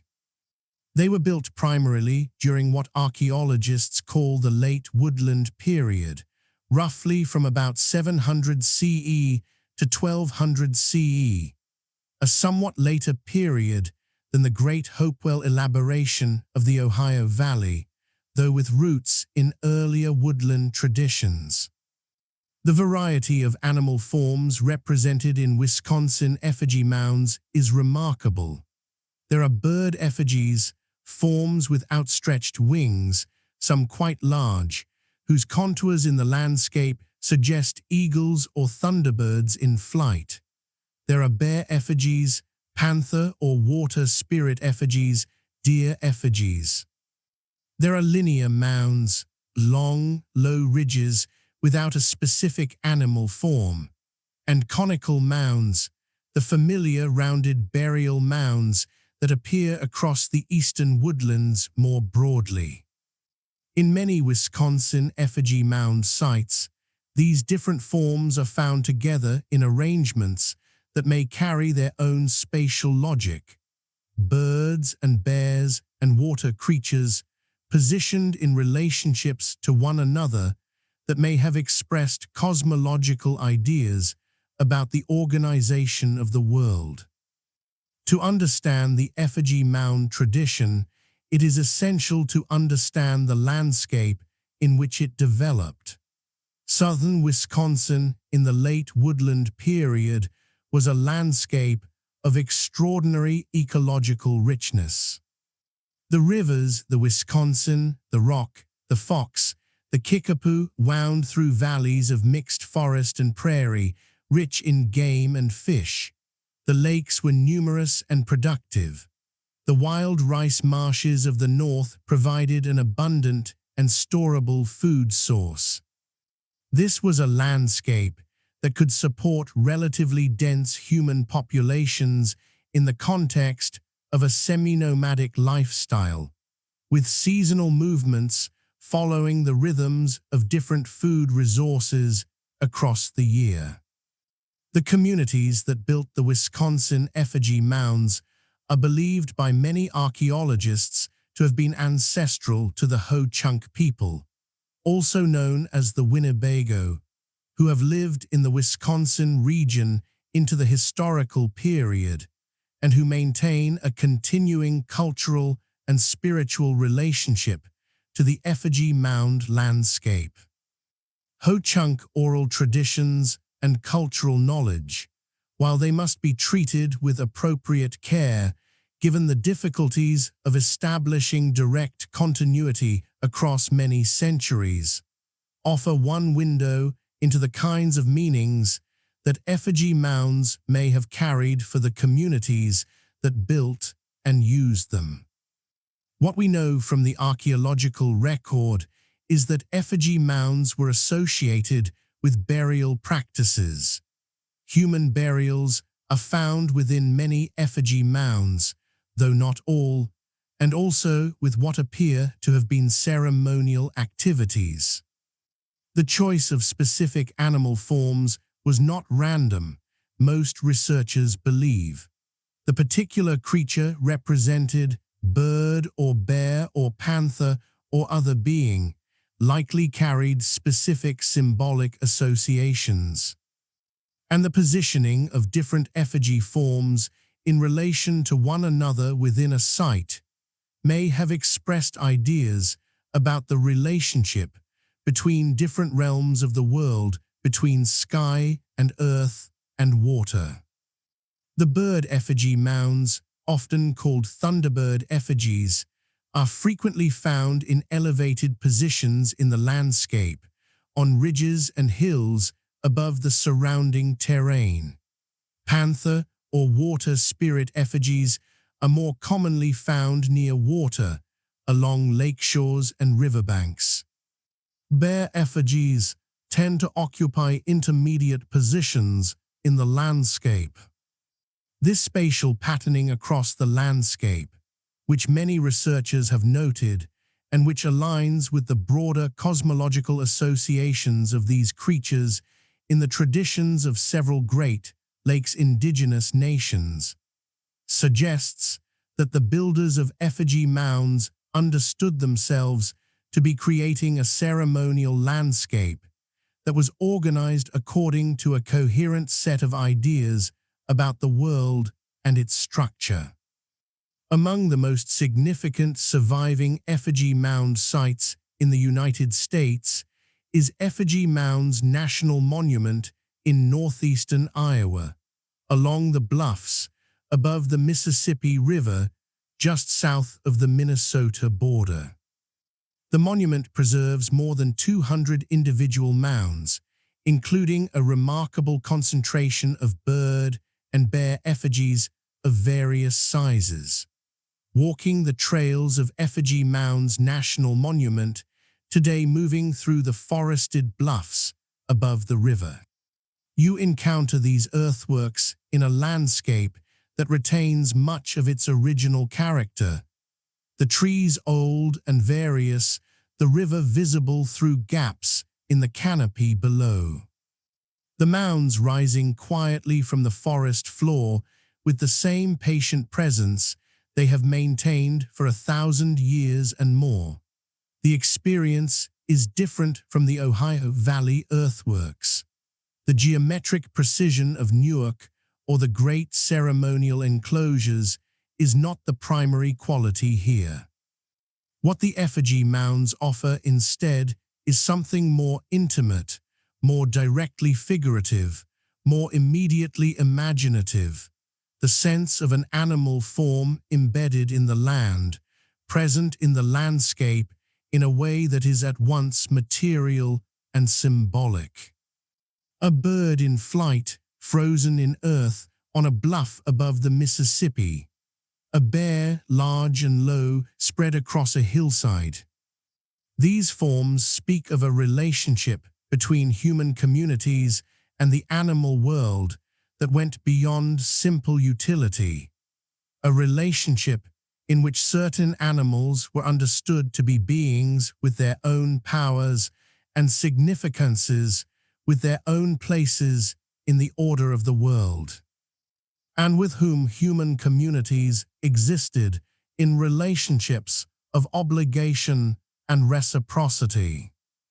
In Wisconsin, the density of effigy mound sites was once so great that early European American settlers, surveying and mapping the landscape in the 19th century, encountered them constantly, on hilltops and lake shores and river terraces, in the midst of prairies and at the edges of forests. Contemporary estimates suggest that Wisconsin may once have contained as many as 15,000 to 20,000 individual mounds of various types, including thousands of effigy forms. The destruction of most of these through agricultural clearing, urban development, and deliberate removal over the past 2 centuries represents one of the great losses of archaeological heritage in North America, a loss whose full scale is still difficult to comprehend and whose consequences for our understanding of the late woodland period are profound. Some sites did survive through a combination of historical fortune, private preservation, and eventually public protection. Aztalan State Park in Jefferson County, Wisconsin, preserves a platform mound and enclosure site that shows connections to the broader Mississippian cultural world of the Central Valley, a site that illustrates the complexity of cultural interaction and influence in the upper Midwest during the period when the effigy mound tradition was at its height. Wyalusing State Park, where the Wisconsin River meets the Mississippi, preserves a ridgetop concentration of effigy and conical mounds in a landscape of outstanding natural beauty. Where the mounds look out across the confluence of the 2 great rivers from their high bluff position, in a way that suggests the builders chose their location with a full awareness of the view and the meaning that landscape commanded. The Great Lakes region and the upper Midwest, then, were not peripheral to the broader story of North American earthwork traditions. They were home to a distinctive and sophisticated tradition of their own, a tradition that engaged with the same fundamental concerns of community ceremony, burial cosmology, and the relationship between human beings and the world around them, but that expressed those concerns in forms that were adapted to the particular landscapes, the particular ecologies, and the particular cultural frameworks of northern communities. The effigy mounds of Wisconsin and Minnesota are not lesser versions of the Ohio Valley earthworks. They are different expressions of the same deep human impulse, the desire to make the land speak, to leave in the earth a record of beliefs and relationships that would outlast any individual life and persist into a future that the builders could not fully anticipate. They built those forms with care and intention and communal investment, in a landscape they knew with the intimacy of long habitation. And those forms are still there, the ones that survived, quiet in the forest, patient under the changing sky, holding what they hold across the long distance of the years. There is a particular kind of knowledge that only comes from looking carefully at what people chose to place with their dead. Not because the dead can tell us anything directly, they cannot, but because the choices made by the living in the moment of burial. In the hours and days of ceremony surrounding a death reveal something essential about what the living believed, what they valued, what they understood the world to be, and what they hoped it might continue to be on the other side of the boundary between life and whatever comes after. The mounds of eastern North America contain the accumulated evidence of those choices, made across many centuries by many communities in many different places. What has been recovered from them, through excavation, through analysis, through the slow and careful work of interpreting what survives, constitutes one of the richest bodies of evidence about ancient North American life that archaeology possesses. And what has been found within them tells a story that is, by turns, beautiful and strange and moving and humbling. Let us begin with the most consistent element of the burial mound record, the human remains themselves. The people interred in the mounds of the Adena and Hopewell periods and the woodland traditions more broadly were treated in a variety of ways before and during burial. Some were interred intact, in a flexed or extended position, laid with care in a prepared pit or a log-lined tomb. Others were cremated, the body burned until only charred bone remained, and the cremated remains were then carefully gathered and deposited in a prepared location within the mound structure. Others still show evidence of having been processed in other ways, bones disarticulated and bundled, perhaps after a period during which the body was allowed to decompose elsewhere, and then brought to the mound site for final interment. These different treatments are not random.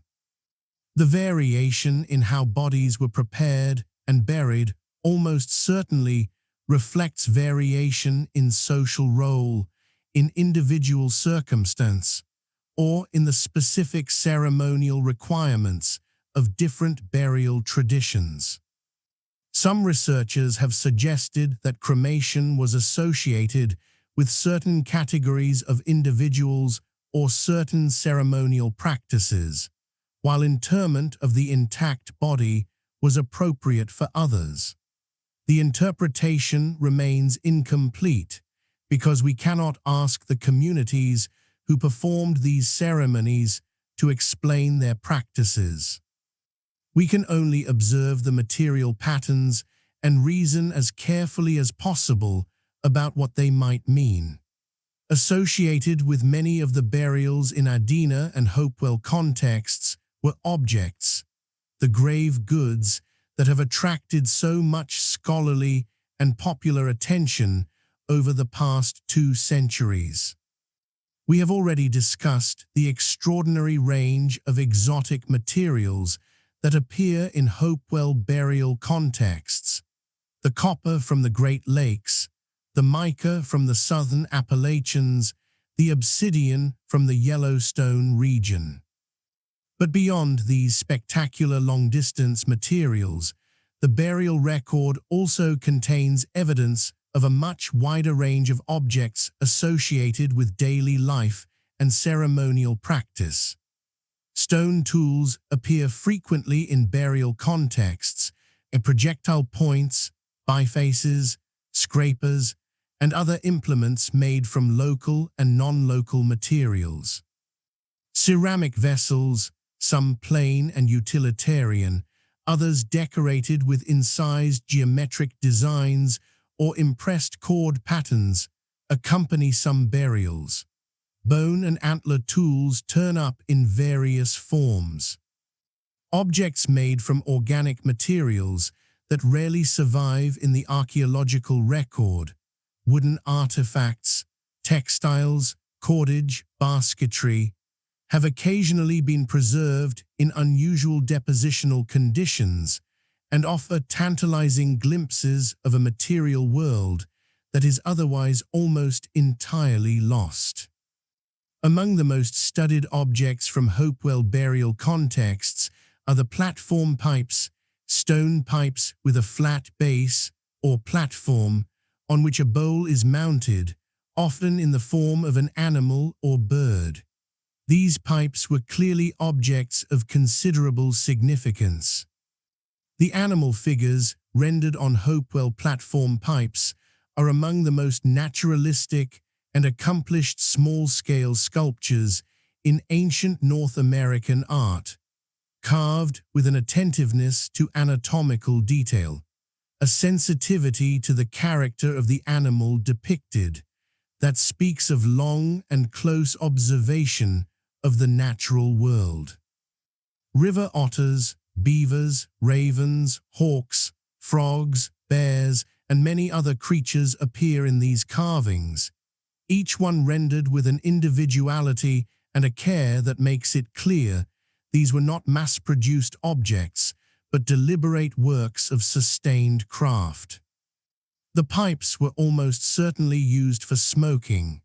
Tobacco was known in eastern North America well before the Hopewell period, and smoking was deeply embedded in ceremonial practice across many indigenous traditions. What was smoked in the pipes, and in what ceremonial contexts, is harder to establish with certainty from the archaeological record.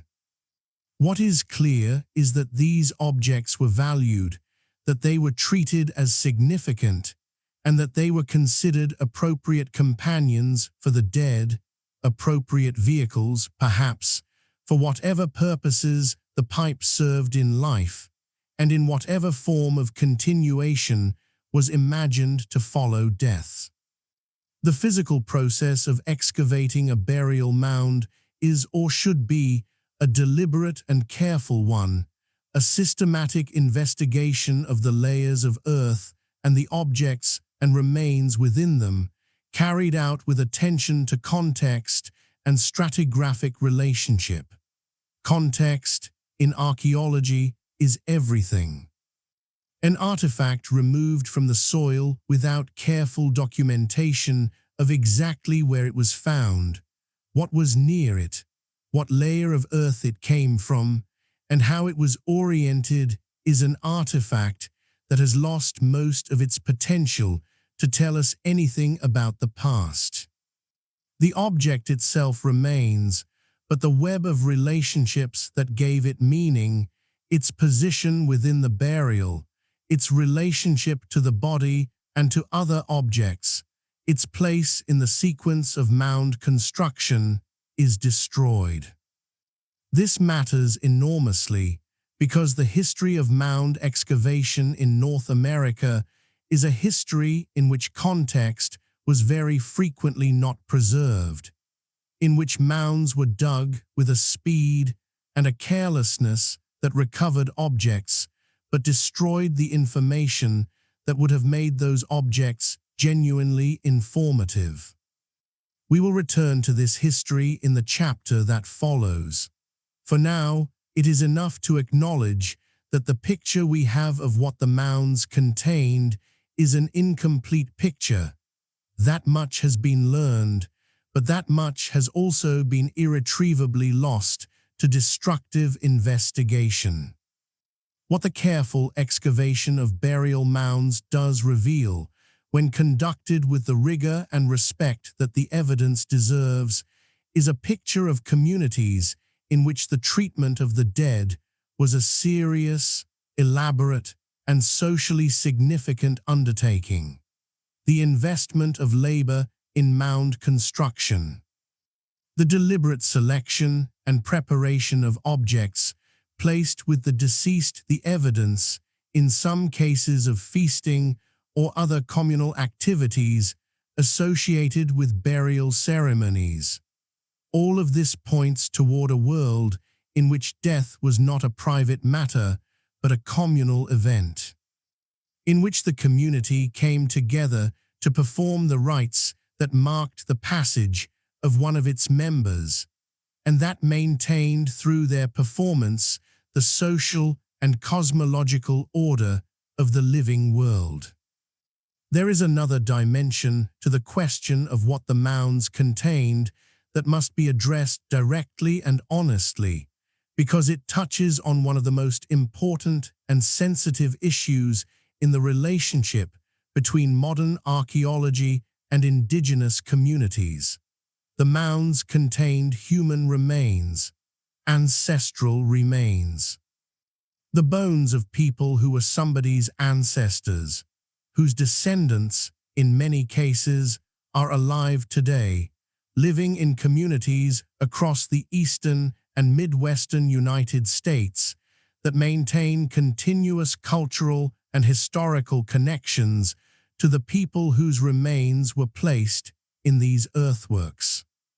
For much of the 19th and early 20th centuries, this fact, the humanity of the remains, the continuity of connection between ancient burials and living indigenous communities, was systematically disregarded by Euro-American archaeology. Human remains were removed from mounds on a vast scale. They were shipped to museums and universities and private collections. They were studied, measured, categorized, and stored in conditions that ranged from respectful to shockingly careless. The idea that indigenous peoples had a legitimate claim to the remains of their ancestors, that those remains belonged not to science or to the public or to private collectors, but to the communities from which they came, was not a mainstream position in American archaeology until relatively recently. This began to change gradually and incompletely over the course of the 20th century. The passage of the Native American Grave Protection and Repatriation Act, known as NAGPRA, in 1990 represented a landmark shift in the legal and ethical framework governing the treatment of indigenous ancestral remains and associated objects in American museums and institutions. NAGPRA required institutions that received federal funding to inventory their collections of Native American human remains and associated grave goods, to identify cultural affiliations where possible, and to repatriate those remains and objects to affiliated tribes upon request. The implementation of NAGPRA has been uneven and, in many respects, insufficient. The process of establishing cultural affiliation across long time spans is genuinely complex, and there are significant collections of remains and objects in institutional custody, for which repatriation has been slow or incomplete. But the fundamental principle that NAGPRA embodies, that indigenous ancestral remains are not simply scientific data or museum property, but the remains of people with living descendants who have legitimate rights and interests, has transformed the ethical landscape of American archaeology in ways that cannot be reversed. Modern archaeology at its best operates within a framework of collaboration with indigenous communities, consulting with tribes before undertaking excavation of sites associated with their cultural heritage, sharing research results with community members seeking guidance about culturally appropriate methods and boundaries, and recognizing indigenous knowledge as a legitimate and valuable contribution to the interpretation of the archaeological record. This framework is still developing, and not all archaeological practice fully embodies it. But the direction of change is clear, and it represents a genuine and long overdue reckoning with the history of how indigenous heritage has been treated in this country. What the mounds contained, then, is not simply a list of artifacts and materials to be catalogued and interpreted. What they contained, what they still contain, in the cases of the thousands of mounds that have never been excavated, is a form of trust placed in the landscape by communities that expected their dead to rest undisturbed. That trust was violated repeatedly and on an enormous scale in the 2 centuries following European American settlement of the Ohio Valley and the Great Lakes. The story of that violation is inseparable from the story of the mounds themselves, and it must be told. When the first waves of European American settlers moved into the Ohio Valley in the decades following the American Revolution, they encountered a landscape full of earthworks. Mounds rose from the bottomlands along every major river. Enclosures stretched across the hilltops. Ancient earthen walls defined spaces whose original purposes were no longer apparent. The people who built these features, the indigenous communities of the region, were still present in many places, or had only recently been displaced by the violence and legal dispossession that characterized the expansion of the American frontier. And yet, remarkably, the new settlers who were entering this landscape in large numbers frequently declined to believe that the people they were displacing could have built the earthworks around them. The reasons for this refusal were not primarily archaeological. They were primarily ideological. The idea that Native American peoples were fundamentally incapable of monumental construction, that the sophistication required to build the great geometric enclosures and the elaborate burial complexes of the Ohio Valley was simply beyond the reach of any indigenous civilization, was a convenient belief for a society in the process of taking indigenous land and rationalizing that taking as the inevitable replacement of a lower order of civilization by a higher one. If the mounds had been built by some other vanished people, a lost race, a prehistoric civilization of European or Near Eastern origin, then the land had been empty before the present native peoples arrived, and its appropriation required less justification. Out of this ideological need grew what is sometimes called the mound builder myth, the popular belief widespread in 19th century American culture, that the earthworks of the Ohio Valley and the broader eastern woodlands had been built by a vanished race of people who were distinct from and superior to the Native Americans who currently occupied the land. The identity of this supposed lost race varied in different versions of the myth. They were sometimes described as a lost tribe of Israel, sometimes as Phoenicians or Egyptians or Welsh or Norse, sometimes simply as a vaguely defined prehistoric civilization of mysterious origin. What all versions of the myth shared was the insistence that Native Americans were not the builders, that the earthworks were the product of a more advanced people who had been destroyed or displaced by the ancestors of present-day native populations. This myth was not merely a harmless folk belief. It had real consequences. It provided cultural and sometimes legal cover for the destruction of mound sites, on the grounds that the sites did not represent the heritage of living indigenous peoples, and therefore did not require protection or respect. It supported the denial of indigenous peoples' deep historical roots in the American landscape, weakening the moral and legal claims of those peoples to land and sovereignty. And it shaped the course of early American archaeology in ways that took generations to fully correct. It is worth noting that not everyone accepted the mound builder myth.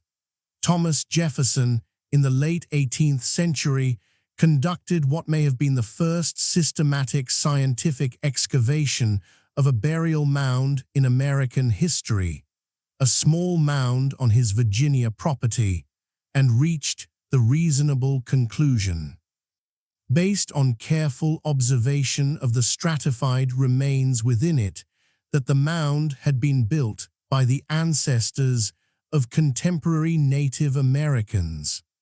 Jefferson's approach was methodologically ahead of its time, and his conclusion was correct.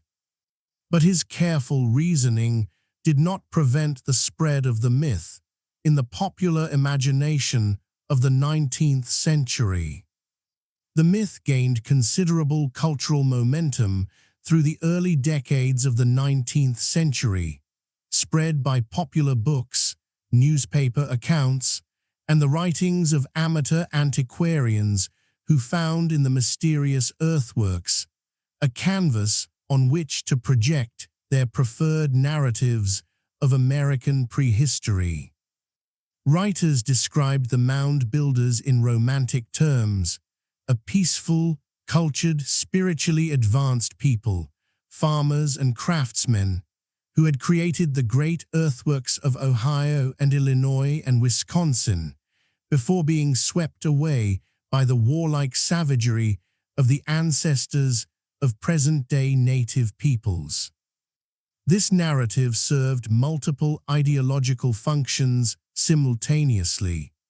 It erased indigenous historical claims to the land.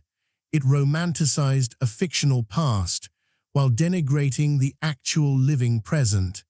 And it provided a satisfying origin story for the American landscape that did not involve confronting the complexity of actual indigenous history. The task of systematically demolishing the mound builder myth fell primarily to the Bureau of American Ethnology, established as part of the Smithsonian Institution in 1879. The Bureau's first director was John Wesley Powell, the explorer who had famously navigated the Colorado River through the Grand Canyon in 1869. And one of his first major initiatives was to commission a comprehensive study of the mound sites of the eastern United States, with the explicit goal of settling the question of who had built them. The task was assigned to Cyrus Thomas, a naturalist and entomologist who had no particular prior expertise in archaeology, but who proved to be a careful and methodical investigator. Thomas and his team spent more than a decade investigating mound sites across the eastern United States, excavating, surveying, documenting, comparing. Their findings, published in 1894 in a massive report titled Report on the Mound Explorations of the Bureau of Ethnology, constituted a comprehensive and systematic argument against the mound builder myth. The evidence was clear. The mounds had been built by the ancestors of present-day Native American peoples. The artifactual evidence found within them was consistent with the material cultures of known indigenous nations. The continuities between ancient earthwork sites and the historical practices and oral traditions of living indigenous communities were too consistent to be dismissed. There was no lost race. There had never been a lost race. The builders of the mounds were the ancestors of the people the United States government had spent a century dispossessing. Thomas's report did not immediately end the popular appeal of the mound builder myth. Popular beliefs of that kind have a persistence that academic publications cannot easily overcome, but it effectively ended the myth's credibility within the scientific community. From 1894 onward, the question of who built the mounds was settled, in the scholarly sense, even if it took many more decades for this conclusion to fully penetrate popular culture and public education. The destructive legacy of the early archaeology of the mounds, however, could not be so easily resolved. By the time Thomas completed his survey, an enormous amount of damage had already been done. Mounds had been excavated, often hastily and carelessly, for more than a century. Thousands of objects had been removed from burial contexts without adequate documentation. Tens of thousands of ancestral human remains had been extracted from mounds across the eastern United States and deposited in museums, universities, and private collections.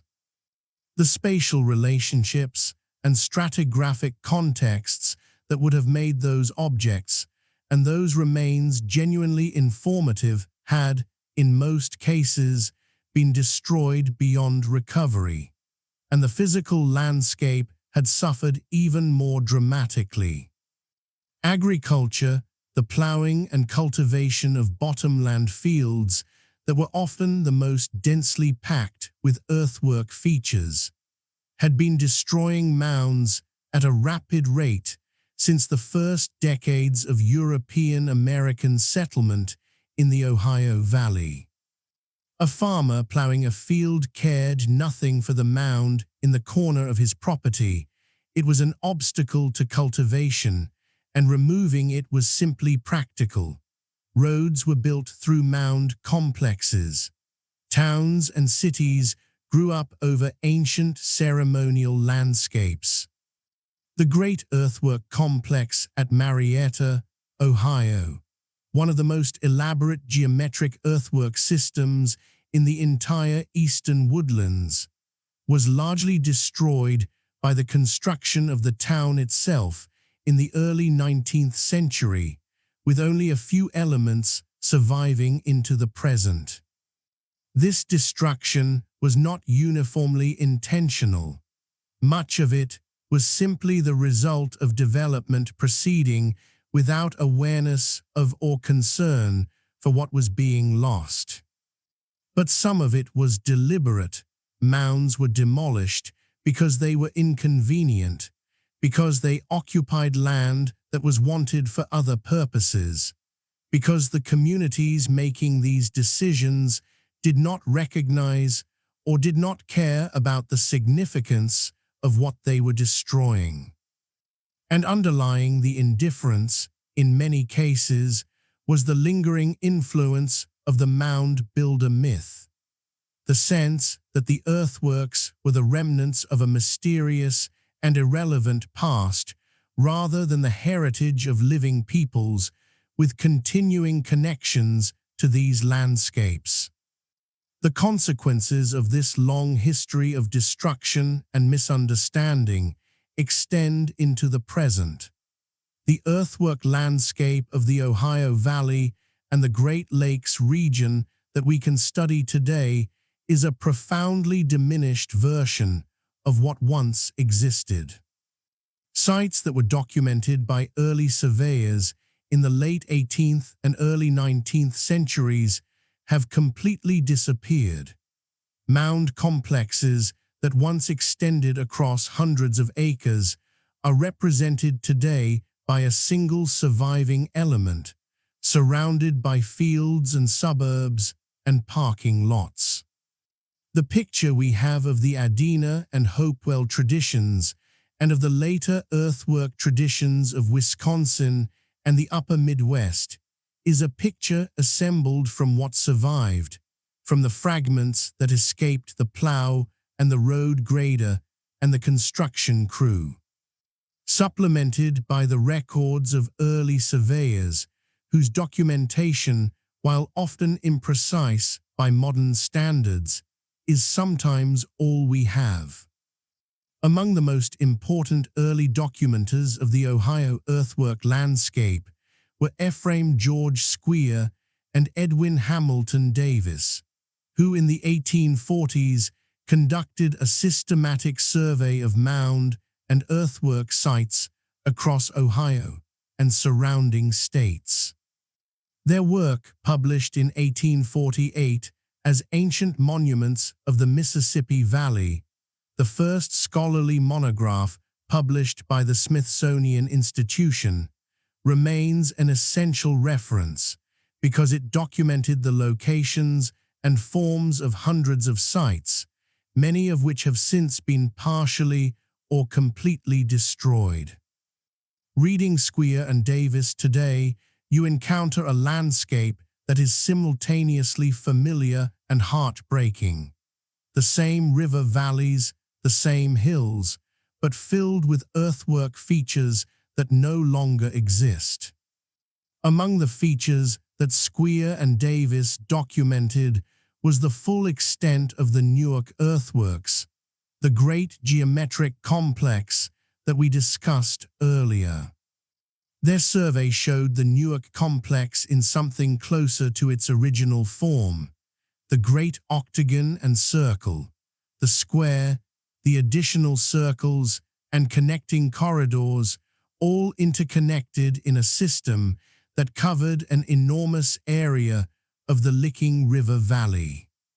Since their survey, most of the Newark complex has been lost to the development of the city of Newark, Ohio. What survives, the octagon earthworks and the Great Circle, survives partly because the Great Circle was preserved as a fairground in the 19th century, and the octagon because it was enclosed within a golf course, a circumstance that has itself become a source of ongoing discussion about access and appropriate use of a site of profound historical and cultural significance. That ongoing discussion is part of a larger story about the survival and protection of what remains, a story that continues to unfold in the present.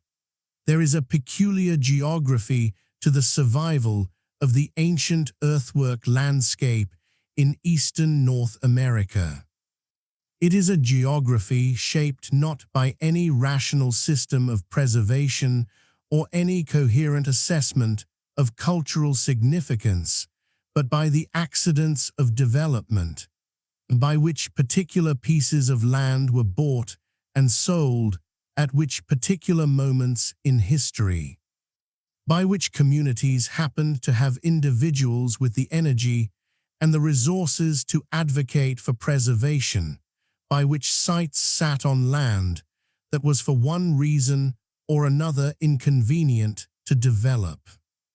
Some of the most significant surviving earthwork sites in the eastern United States owe their survival not to deliberate historical wisdom, but to extraordinary luck. Consider the Ohio earthworks that do survive. The Great Circle at Newark survived largely because it was enclosed and used as a county fairground through much of the 19th and early 20th centuries, a function that, while not exactly respectful of the site's historical significance, at least prevented the construction of buildings and the plowing of fields within the enclosure. The Octagon at Newark survived because it was eventually leased to a golf club, which built a golf course within the enclosure, using the ancient earthen walls as landscape features of the golf course design. This arrangement has been the subject of a long-running legal and cultural dispute, as various parties, including indigenous nations and preservation advocates, have argued that the use of a site of profound indigenous historical significance as a private golf course is not an appropriate form of stewardship. The Ohio History Connection, which holds title to the Octagon site, has been working toward alternative uses of the property that would make it more accessible to the public and more consistent with its historical and cultural importance. Mound City, the Hopewell earthwork enclosure in Ross County, Ohio, with its remarkable concentration of burial mounds, survived in a complicated way. The site was extensively excavated in the early 20th century by archaeologists Warren Moorhead and Henry Shetrone, who recovered an extraordinary assemblage of Hopewell artifacts from the mounds within the enclosure. Then, during the First World War, the site was leveled and used as an army training camp, Camp Sherman, with the mounds largely destroyed in the process. After the war, the site was returned, and a significant reconstruction effort was undertaken, using Squeer and Davis's original survey and the early 20th century excavation records to rebuild the mound forms as accurately as possible. The site is now part of Hopewell Culture National Historical Park, administered by the National Park Service, and the reconstructed mounds within the enclosure offer visitors a sense of what the original landscape may have looked like, even as they remind us of how much was lost and how recently. Hopewell Culture National Historical Park now encompasses several of the most significant surviving Hopewell earthwork sites in Ohio, including Mound City, the Hopewell Earthworks, the High Bank Works, the Sape Earthworks, and the Newark Earthworks, all managed together as a unit that reflects the interconnected nature of the Hopewell ceremonial landscape. In 2023, the Newark Earthworks, together with the broader Hopewell ceremonial earthworks of Ohio, were inscribed on the UNESCO World Heritage List, recognizing their outstanding universal value as a cultural landscape of global significance. This inscription represents a significant achievement for the long-running advocacy of archaeologists, indigenous nations, and preservation organizations who have worked for decades to secure international recognition for these sites. The process of achieving UNESCO recognition was not simply a technical archaeological exercise. It involved sustained consultation with the federally recognized tribal nations that have ancestral and cultural connections to the Ohio earthworks, including the Shawnee, the Delaware, the Miami, the Potawatomi, and others, and the recognition that these sites are not simply archaeological artifacts of a vanished past, but living heritage places with ongoing significance to indigenous communities, whose connections to this landscape extend unbroken across the centuries. But UNESCO inscription, important as it is, protects only what has already survived. The larger landscape of ancient earthworks across the eastern United States contains thousands of sites that are not protected, that are not on any heritage list, that sit on private land or at the margins of developing communities where they remain vulnerable to destruction. Agricultural activity continues to damage unprotected mound sites. Development pressures threaten earthworks that are not legally protected.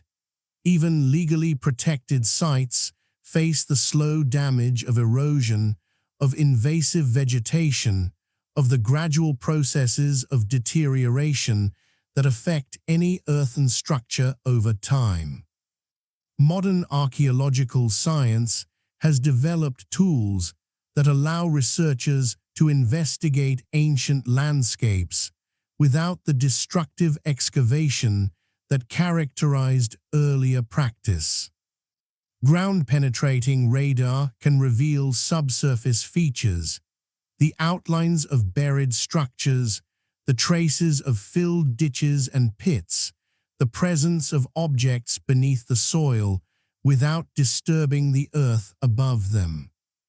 LiDAR, light detection and ranging, uses laser pulses from aircraft to create highly detailed three-dimensional maps of the ground surface, penetrating through tree canopy and revealing subtle variations in topography that the naked eye would never detect.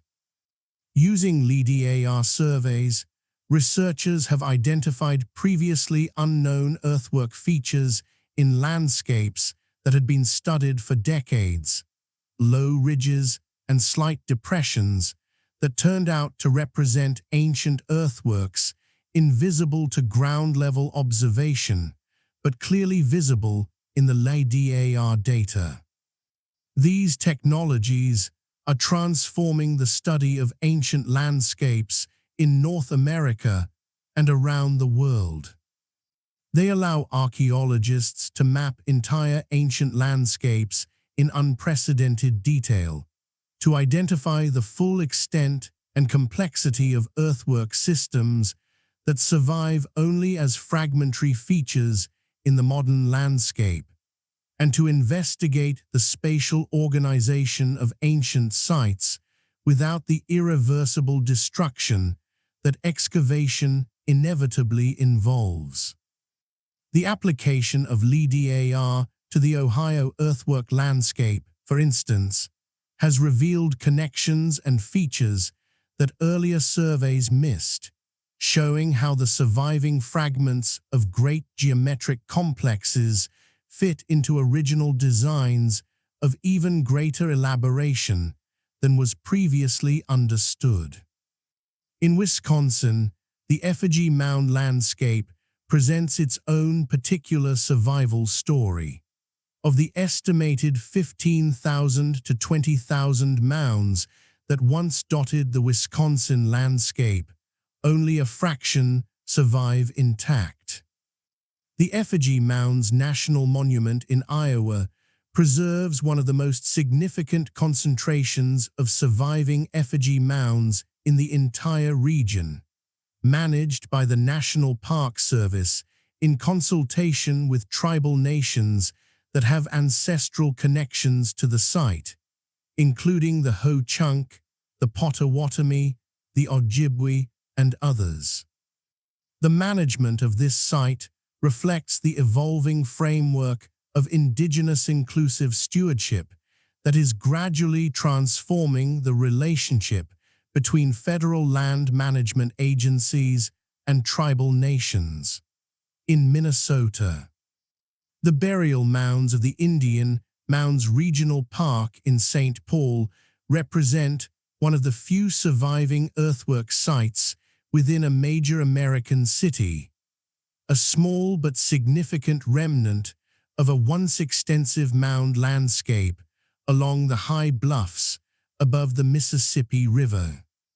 Maintained as a park with ongoing consultation with the Dakota people who have ancestral connections to this land.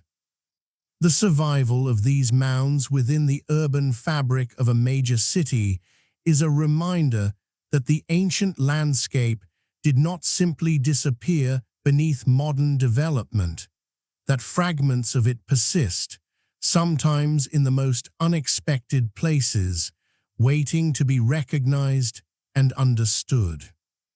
The story of what survived is also, inevitably, a story of what was lost, and the scale of that loss, when you try to comprehend it fully, is genuinely staggering.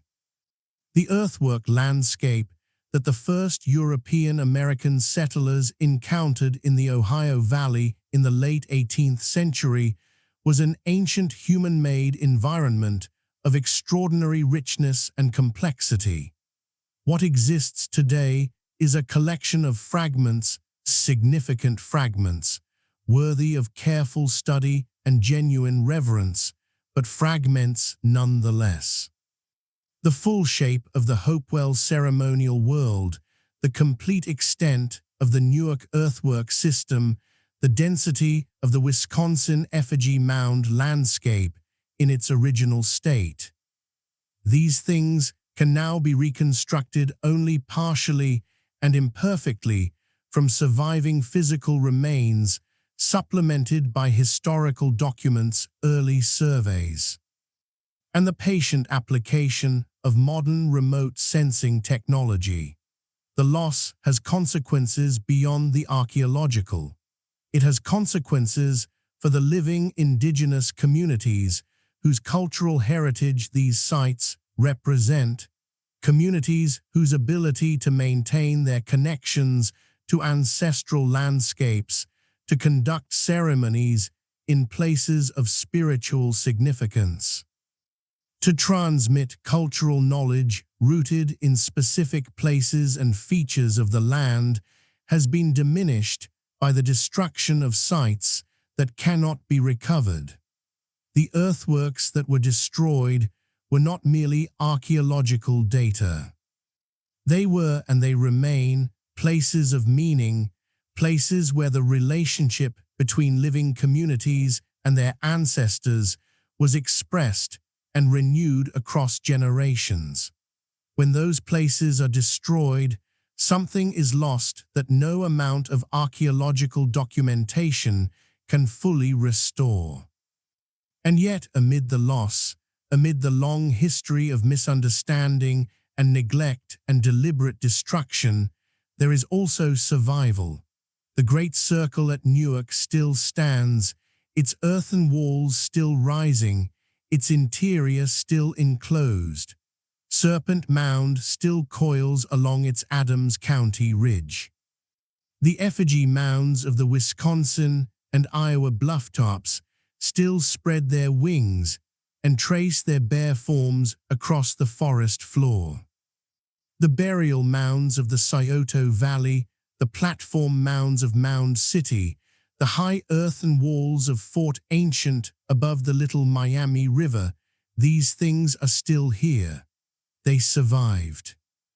Against considerable odds, and through a combination of extraordinary luck and the sustained efforts of people who recognized their significance, they survived.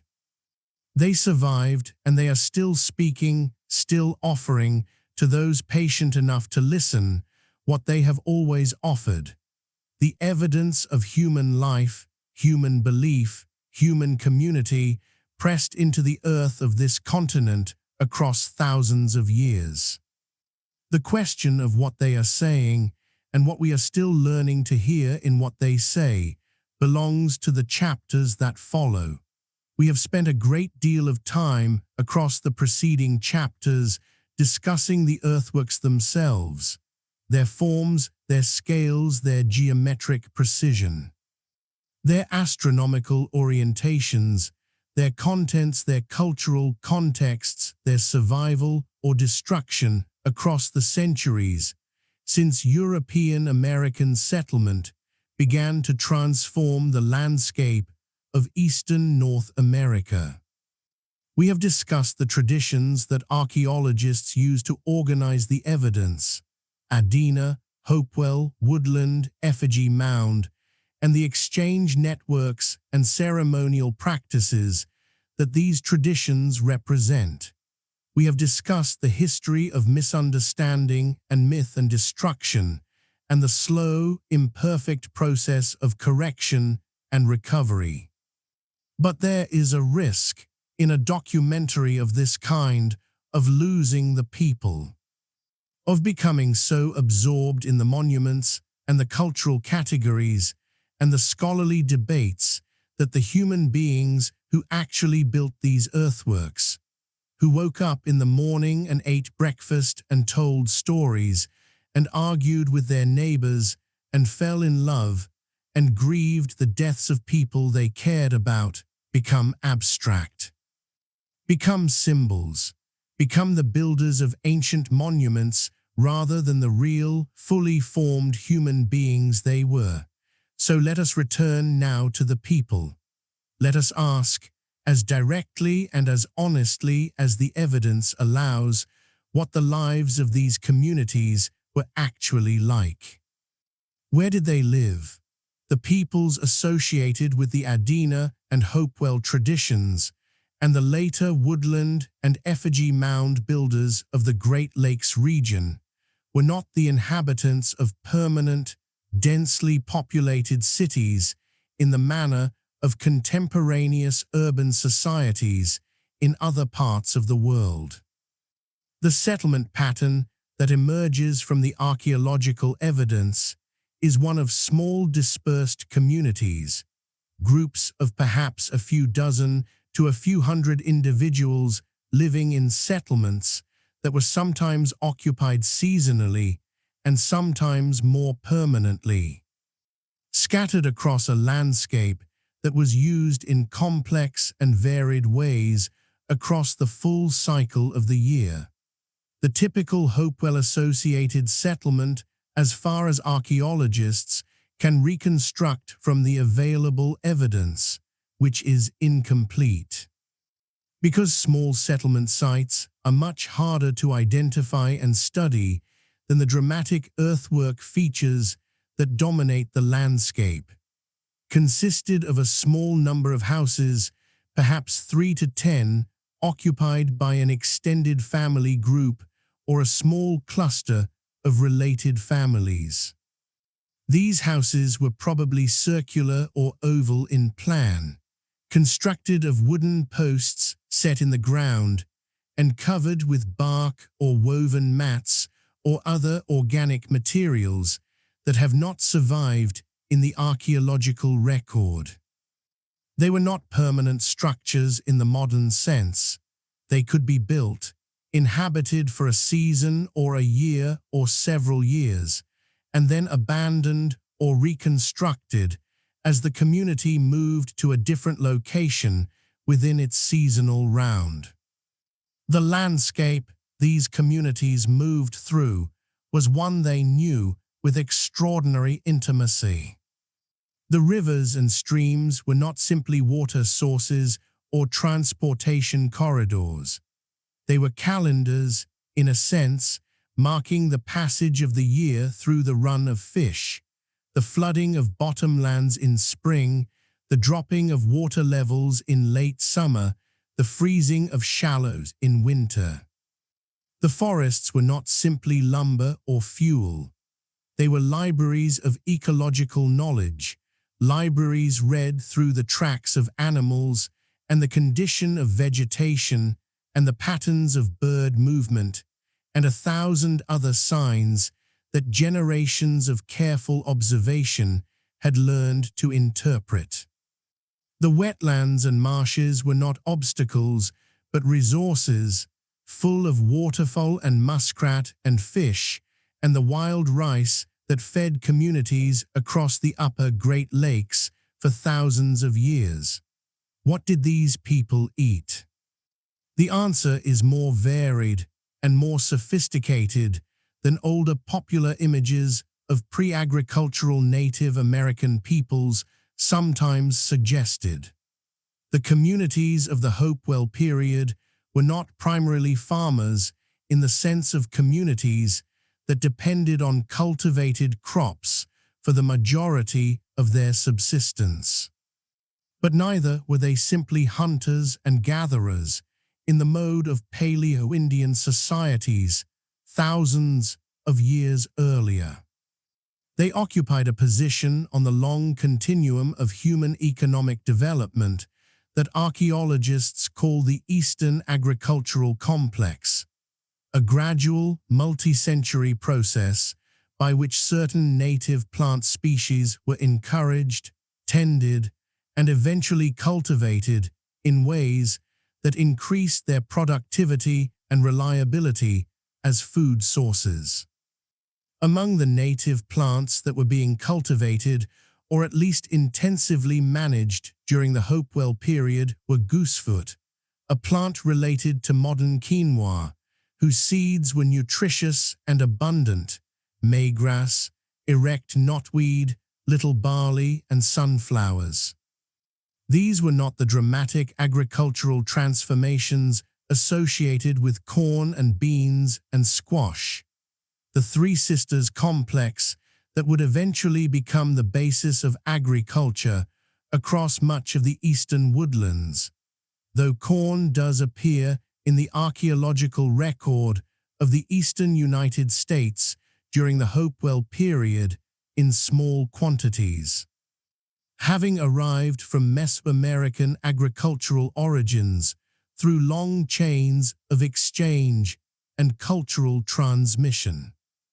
The primary subsistence base of most Hopewell-associated communities was a mixed economy that combined the cultivation or intensive management of native plants with extensive hunting and fishing and the gathering of wild plant foods across the full range of the local ecosystem.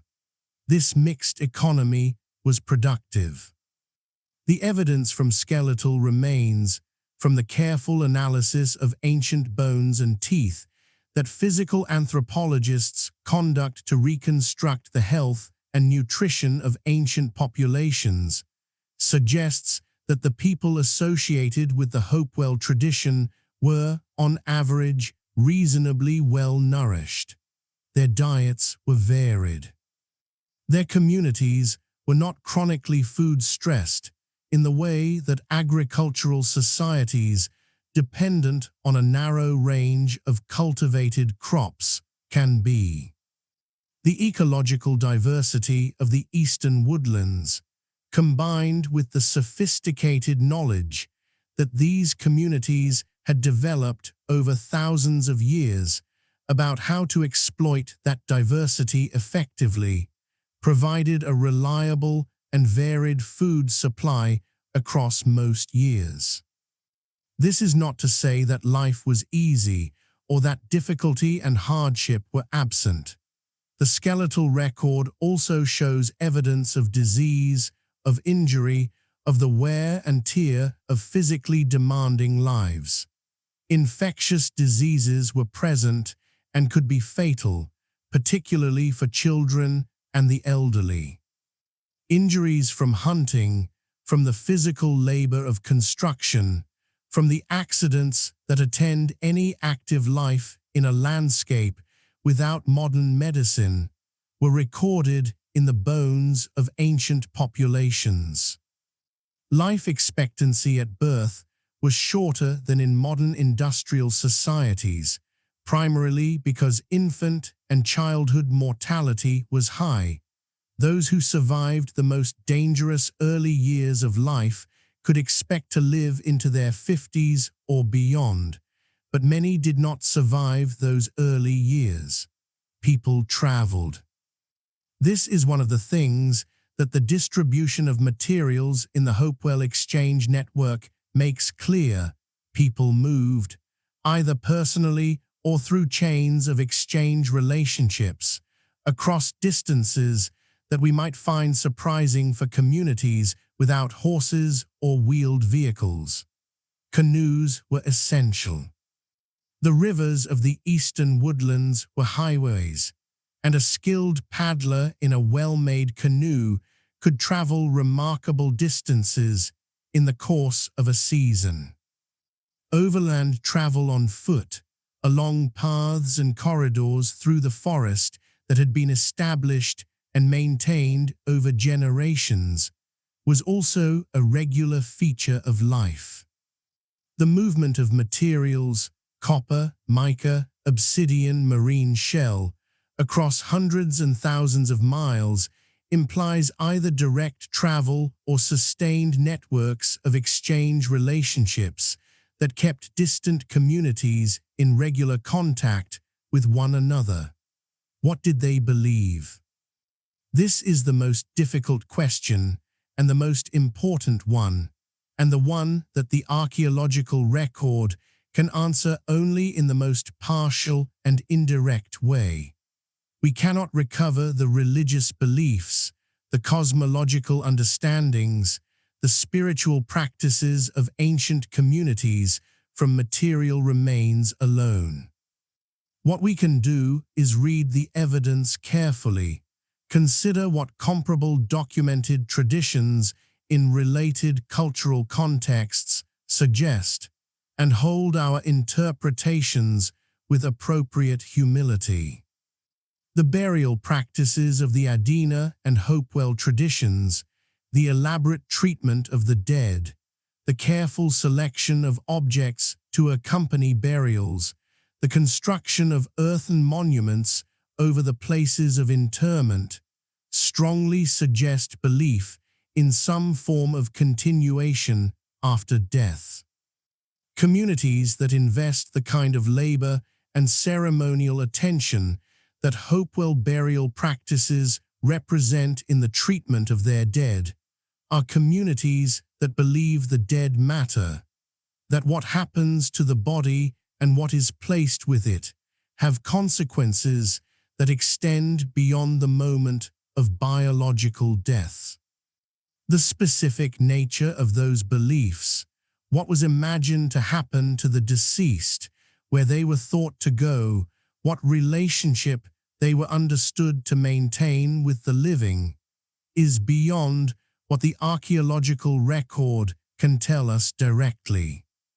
The presence of specific animal forms in Hopewell art, the pipe carvings, the copper cutouts, the mica silhouettes, suggests a world in which the boundaries between human and animal were understood differently than they are in most modern Western frameworks.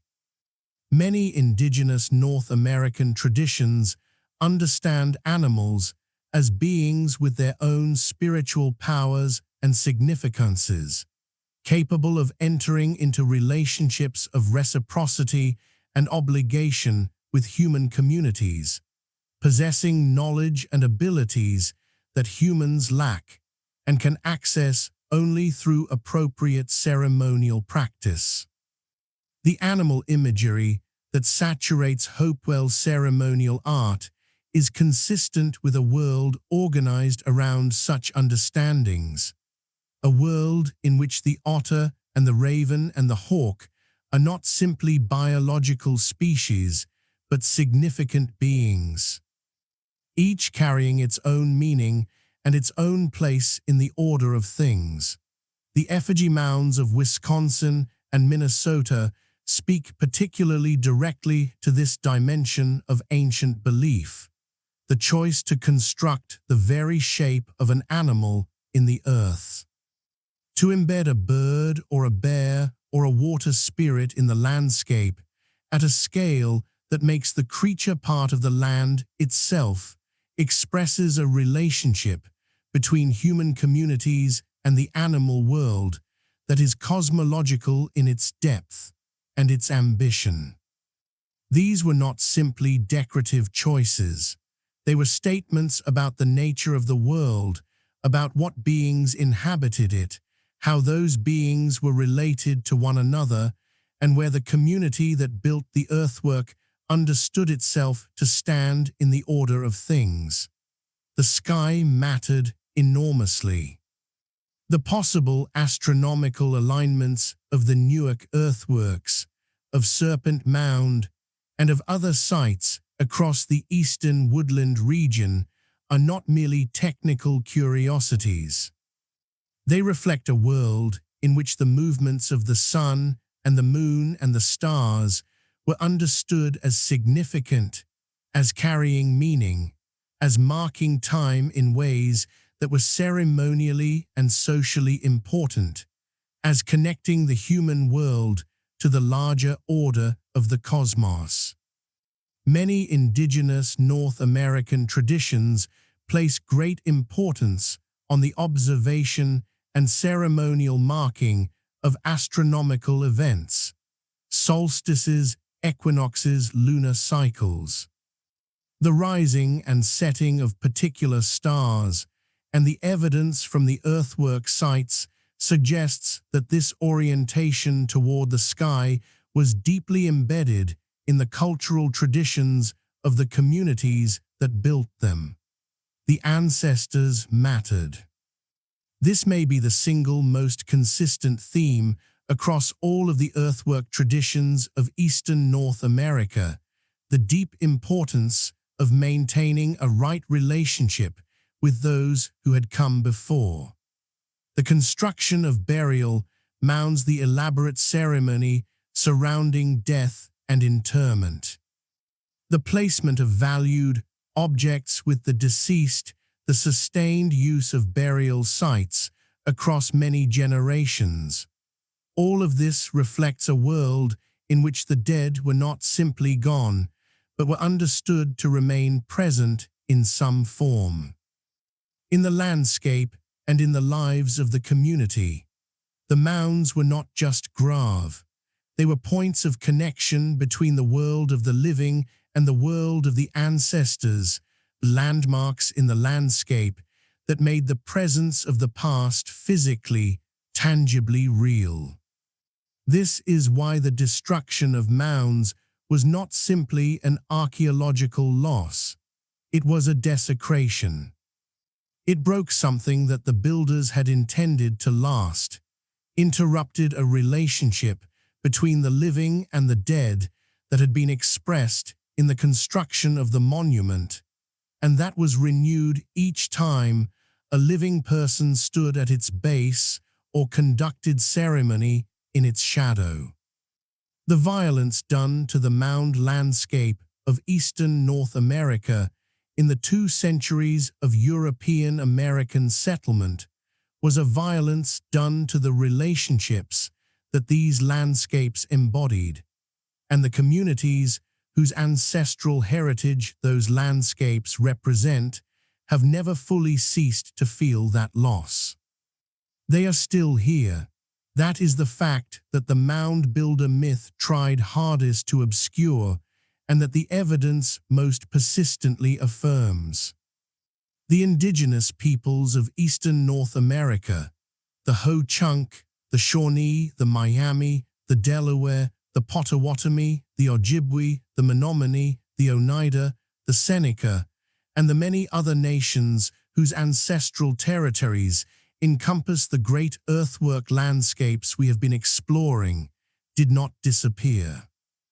They were not destroyed by their own ancestors, as the myth claimed. They were dispossessed, displaced, subjected to extraordinary violence and legal coercion, forced from their lands by a process of colonization that was deliberately designed to break their connections to the places that held their heritage. But they survived. Their communities endure. Their cultural knowledge, including knowledge about the earthworks and their significance, has been maintained across the generations, sometimes under conditions of extraordinary difficulty. The recovery of a full and honest understanding of the ancient earthworks of North America is inseparable from the recognition of these living communities and their continuing relationships to these landscapes. Archaeologists can study the material remains. Remote sensing technology can reveal what time and development have concealed. But the fullest possible understanding of what these places meant and what they still mean requires listening to the communities whose heritage they are, communities whose voices were excluded from the conversation about their own ancestral landscapes for far too long. There is a temptation in any account of the ancient earthworks of North America to fill the gaps in our knowledge with invented certainty, to take the genuine mysteries that the archaeological record presents and resolve them prematurely either through the false confidence of the pseudo-archaeologist who imports convenient explanations from elsewhere, or through the false modesty of the scholar who papers over genuine uncertainty with technical language that gives the impression of knowing more than is actually known. Both temptations should be resisted. The honest position is more interesting than either of its substitutes. There are things we genuinely do not know. There are questions that the surviving evidence cannot answer, not because the answers are being hidden or because the evidence has been misread, but because the evidence is incomplete, because time and deterioration and the accidents of survival have left us with fragments rather than the whole, and because some of what the fragments represented can no longer be fully reconstructed. Let us name some of these genuine uncertainties directly. We do not know precisely what ceremonies were conducted within the great geometric enclosures of the Ohio Hopewell world. We know the enclosures were built. We know they were used over long periods of time. We know that burial mounds within and near the enclosures were associated with elaborate ceremonial treatment of the dead. We know that exotic materials moved through the Hopewell exchange network and were deposited in burial contexts within and near the enclosures.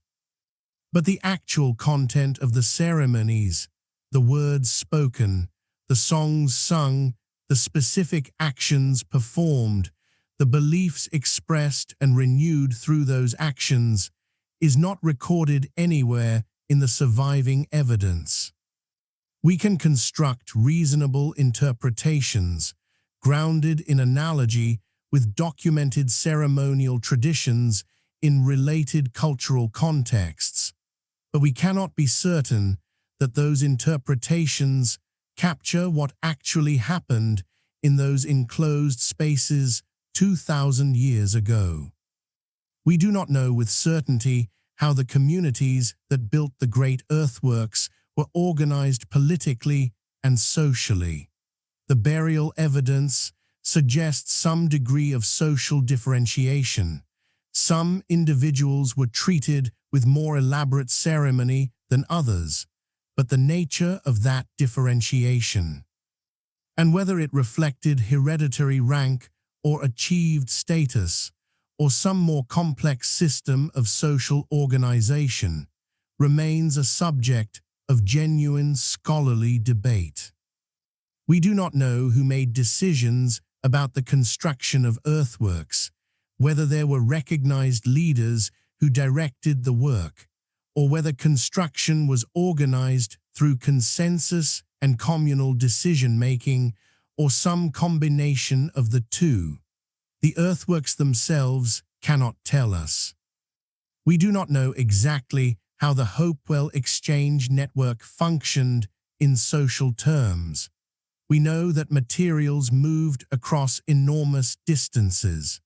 We know that the movement of these materials was embedded in a system of social relationships rather than simple commercial exchange.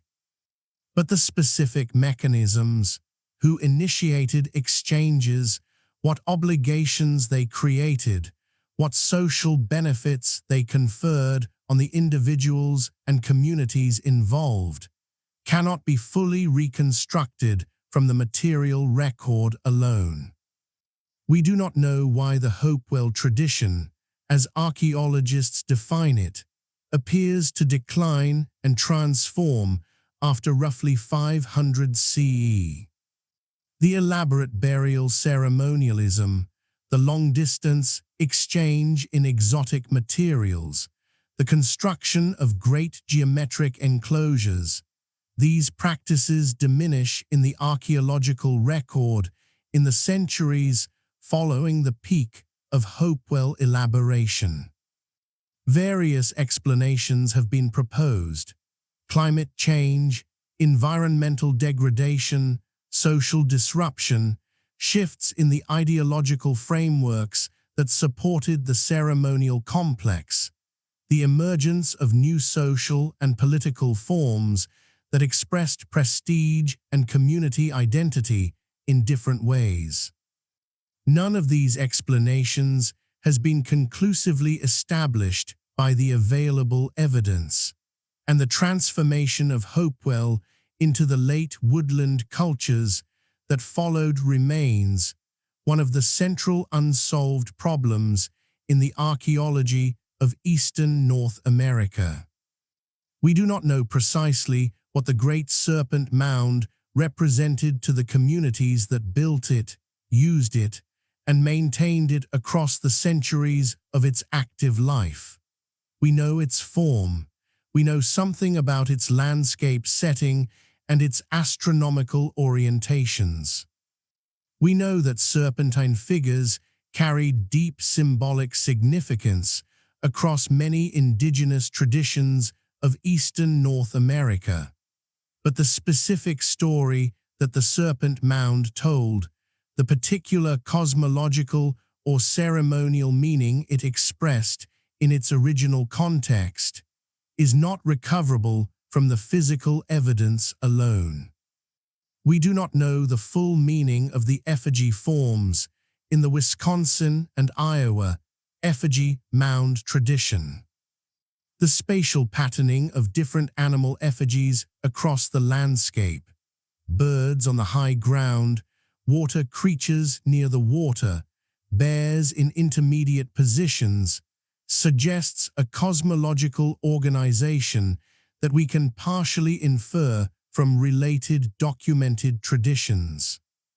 But the specific ceremonies conducted at these sites, the specific beliefs expressed in the choice of particular animal forms, the specific relationships between the effigy mounds and the living communities that built and used them.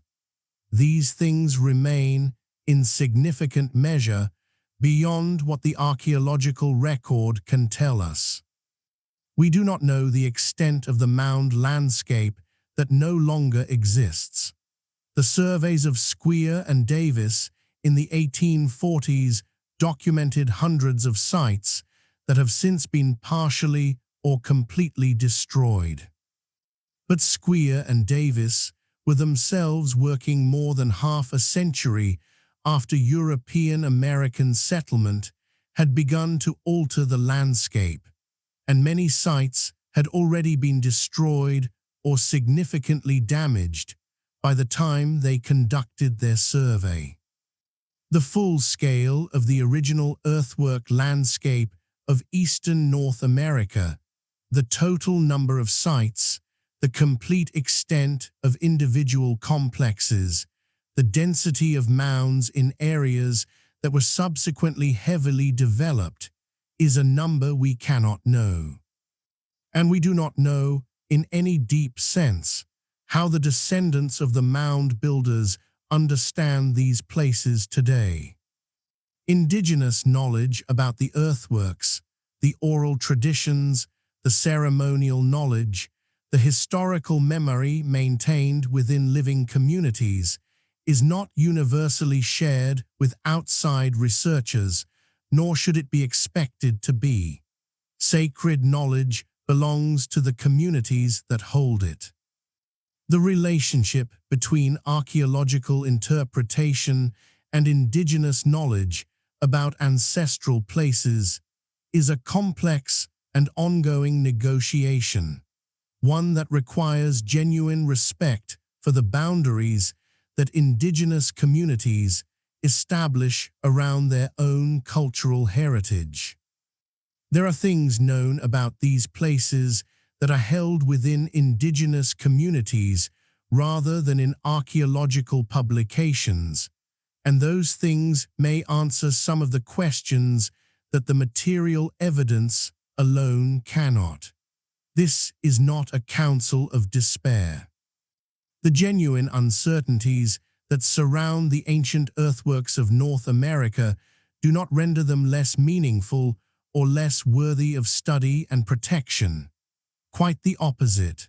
The uncertainties are part of what makes these places so rich, so persistently interesting, so generative of careful thought and ongoing investigation.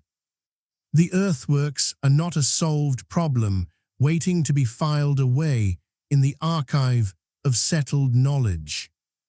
They are a continuing invitation, an invitation to look more carefully, to think more deeply, to listen more patiently, to acknowledge what we do not know with the same intellectual honesty that we bring to what we do. The landscape holds more than we have yet been able to read in it. It will hold more still, long after the present generation of researchers and visitors and listeners has passed from the scene. The earth is a patient keeper of what has been entrusted to it. And it does not hurry. The evening comes slowly to the Ohio Valley in late summer. The light changes in the west, shifting from the hard brightness of afternoon to something softer and more gold.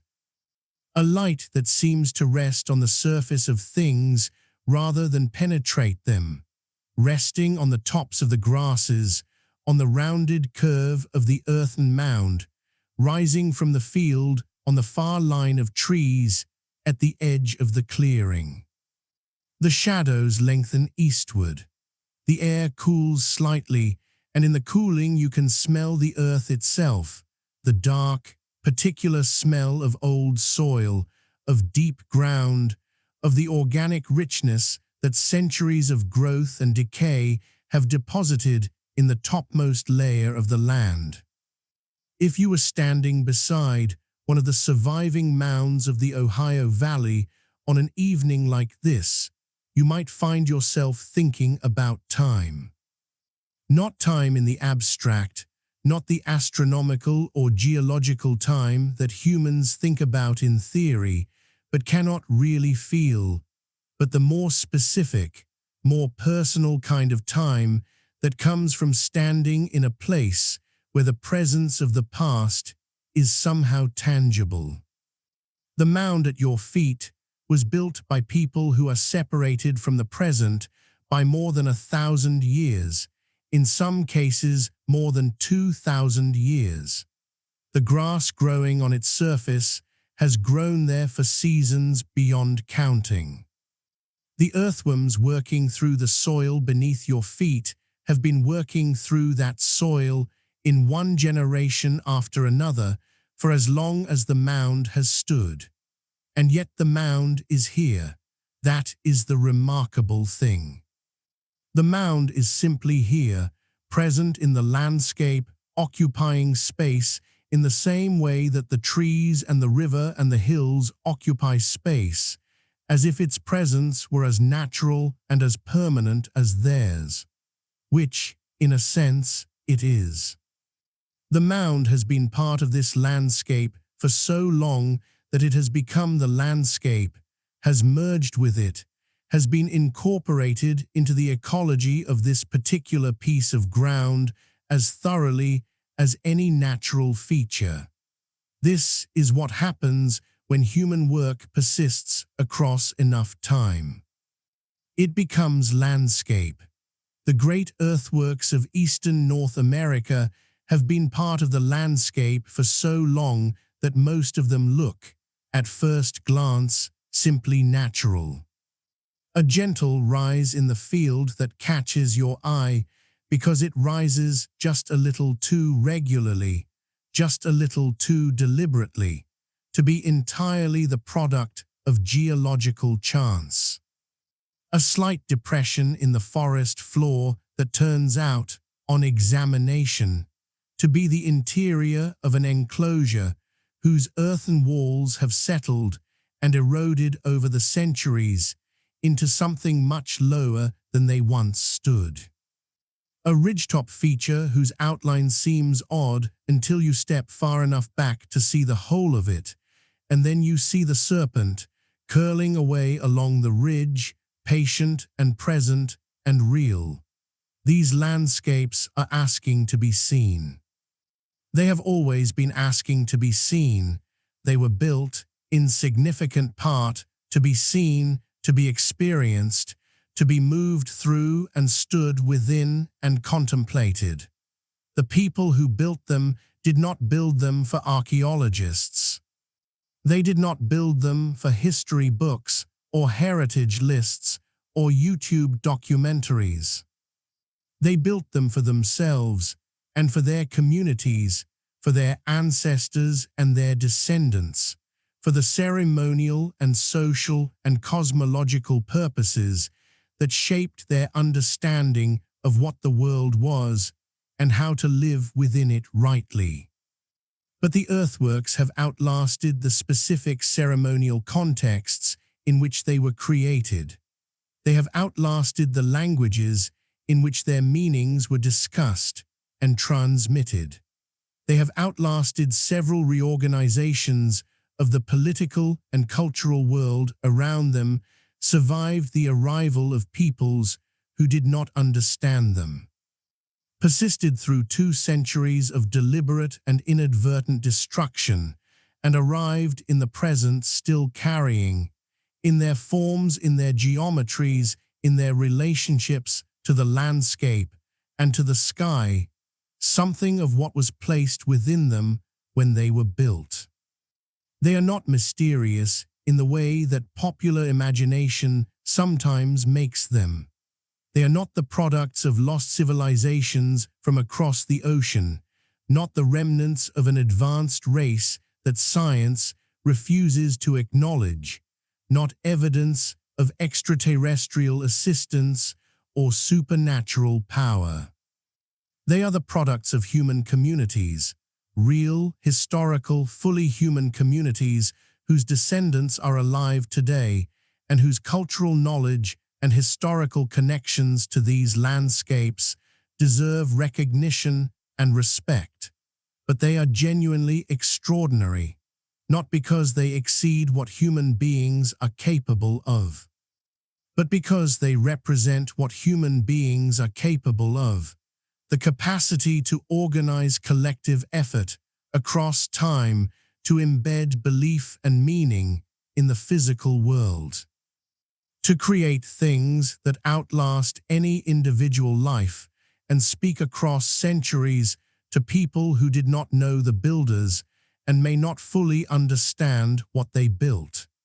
This is something that human beings have done in many places and many times. But the earthworks of eastern North America do it with a particular quality, a quietness and integration with the landscape, a modesty of scale that makes them easy to overlook until you stop and really look, and then their depth becomes apparent. Consider for a moment the sheer span of time represented in the earthwork tradition of eastern North America. The oldest construction traditions we have discussed in this documentary, the early burial mounds of the late Archaic and early woodland periods, date back more than 3,000 years. The Adena tradition began perhaps 2,800 years ago. Hopewell reached its peak of elaboration roughly 2,000 years ago. The effigy mound builders of Wisconsin were at work 1,000 years ago and more.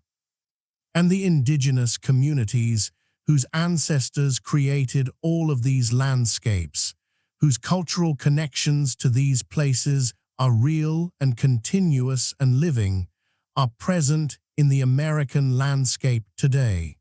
3,000 years of human investment in this landscape.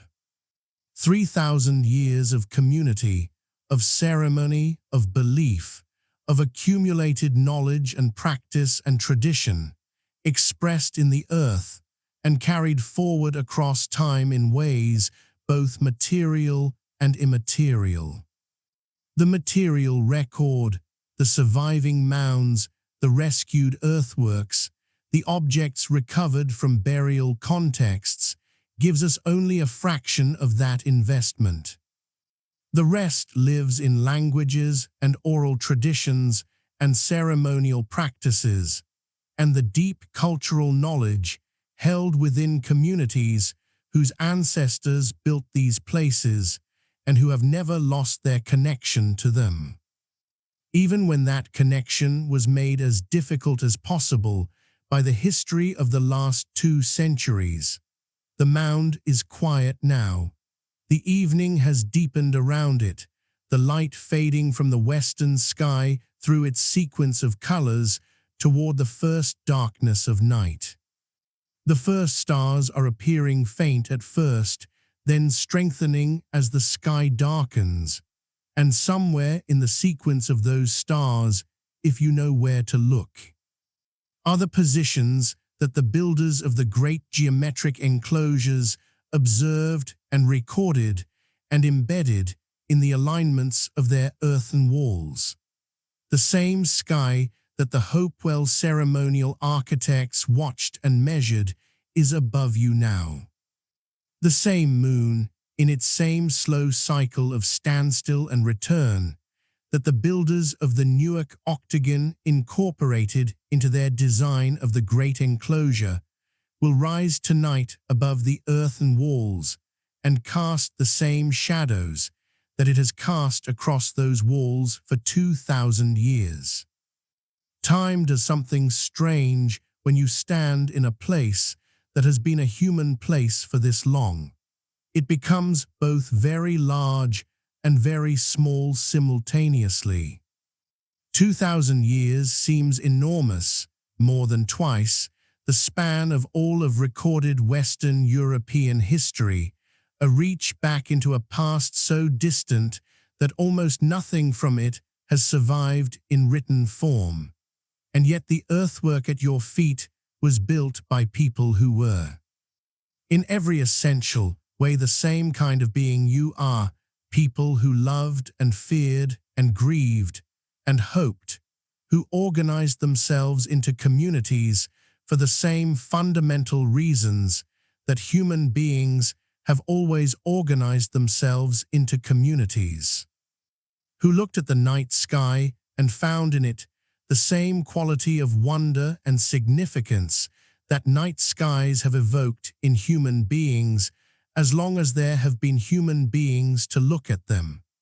The grass moves in a slow evening wind. The trees at the edge of the clearing are settling into their night shapes, darker, more solid, more present. The mound rises from the ground with the same patient indifference to passing time that it has maintained for all the centuries of its existence. It does not know that you are standing beside it. It does not need to know. It simply is earth, shaped by hands, holding its form across the years, remembering in the only way that earth can remember, by remaining. There is a question that arises, standing here, that is different from all the specific archaeological questions we have been asking throughout this documentary. It is a quieter question, a more personal one. What do we owe these places? What do we owe the evidence they preserve? The material record of thousands of years of human life in North America, irreplaceable and fragile, and still only partially understood. What do we owe the communities whose ancestors built them? Communities that have been fighting for generations to have their historical claims to these landscapes recognized and respected. What do we owe the earthworks themselves, the patient, grass-covered hillocks, and the weathered enclosure walls, and the long serpentine ridgetop form that has survived 2,000 years of everything the world has thrown at it? The answer is not complicated, even if acting on it requires sustained effort and institutional will and the kind of political commitment that has been slow to develop. We owe them care. We owe them honesty, the honesty of seeing them for what they actually are, the products of real indigenous peoples with real histories and real cultural inheritances, rather than the mysterious products of imagined lost races. We owe them the kind of protection that says that certain things are too significant to sacrifice to any other purpose, that some of what the past has left behind is worth more than the land value or the development opportunity that sits above it.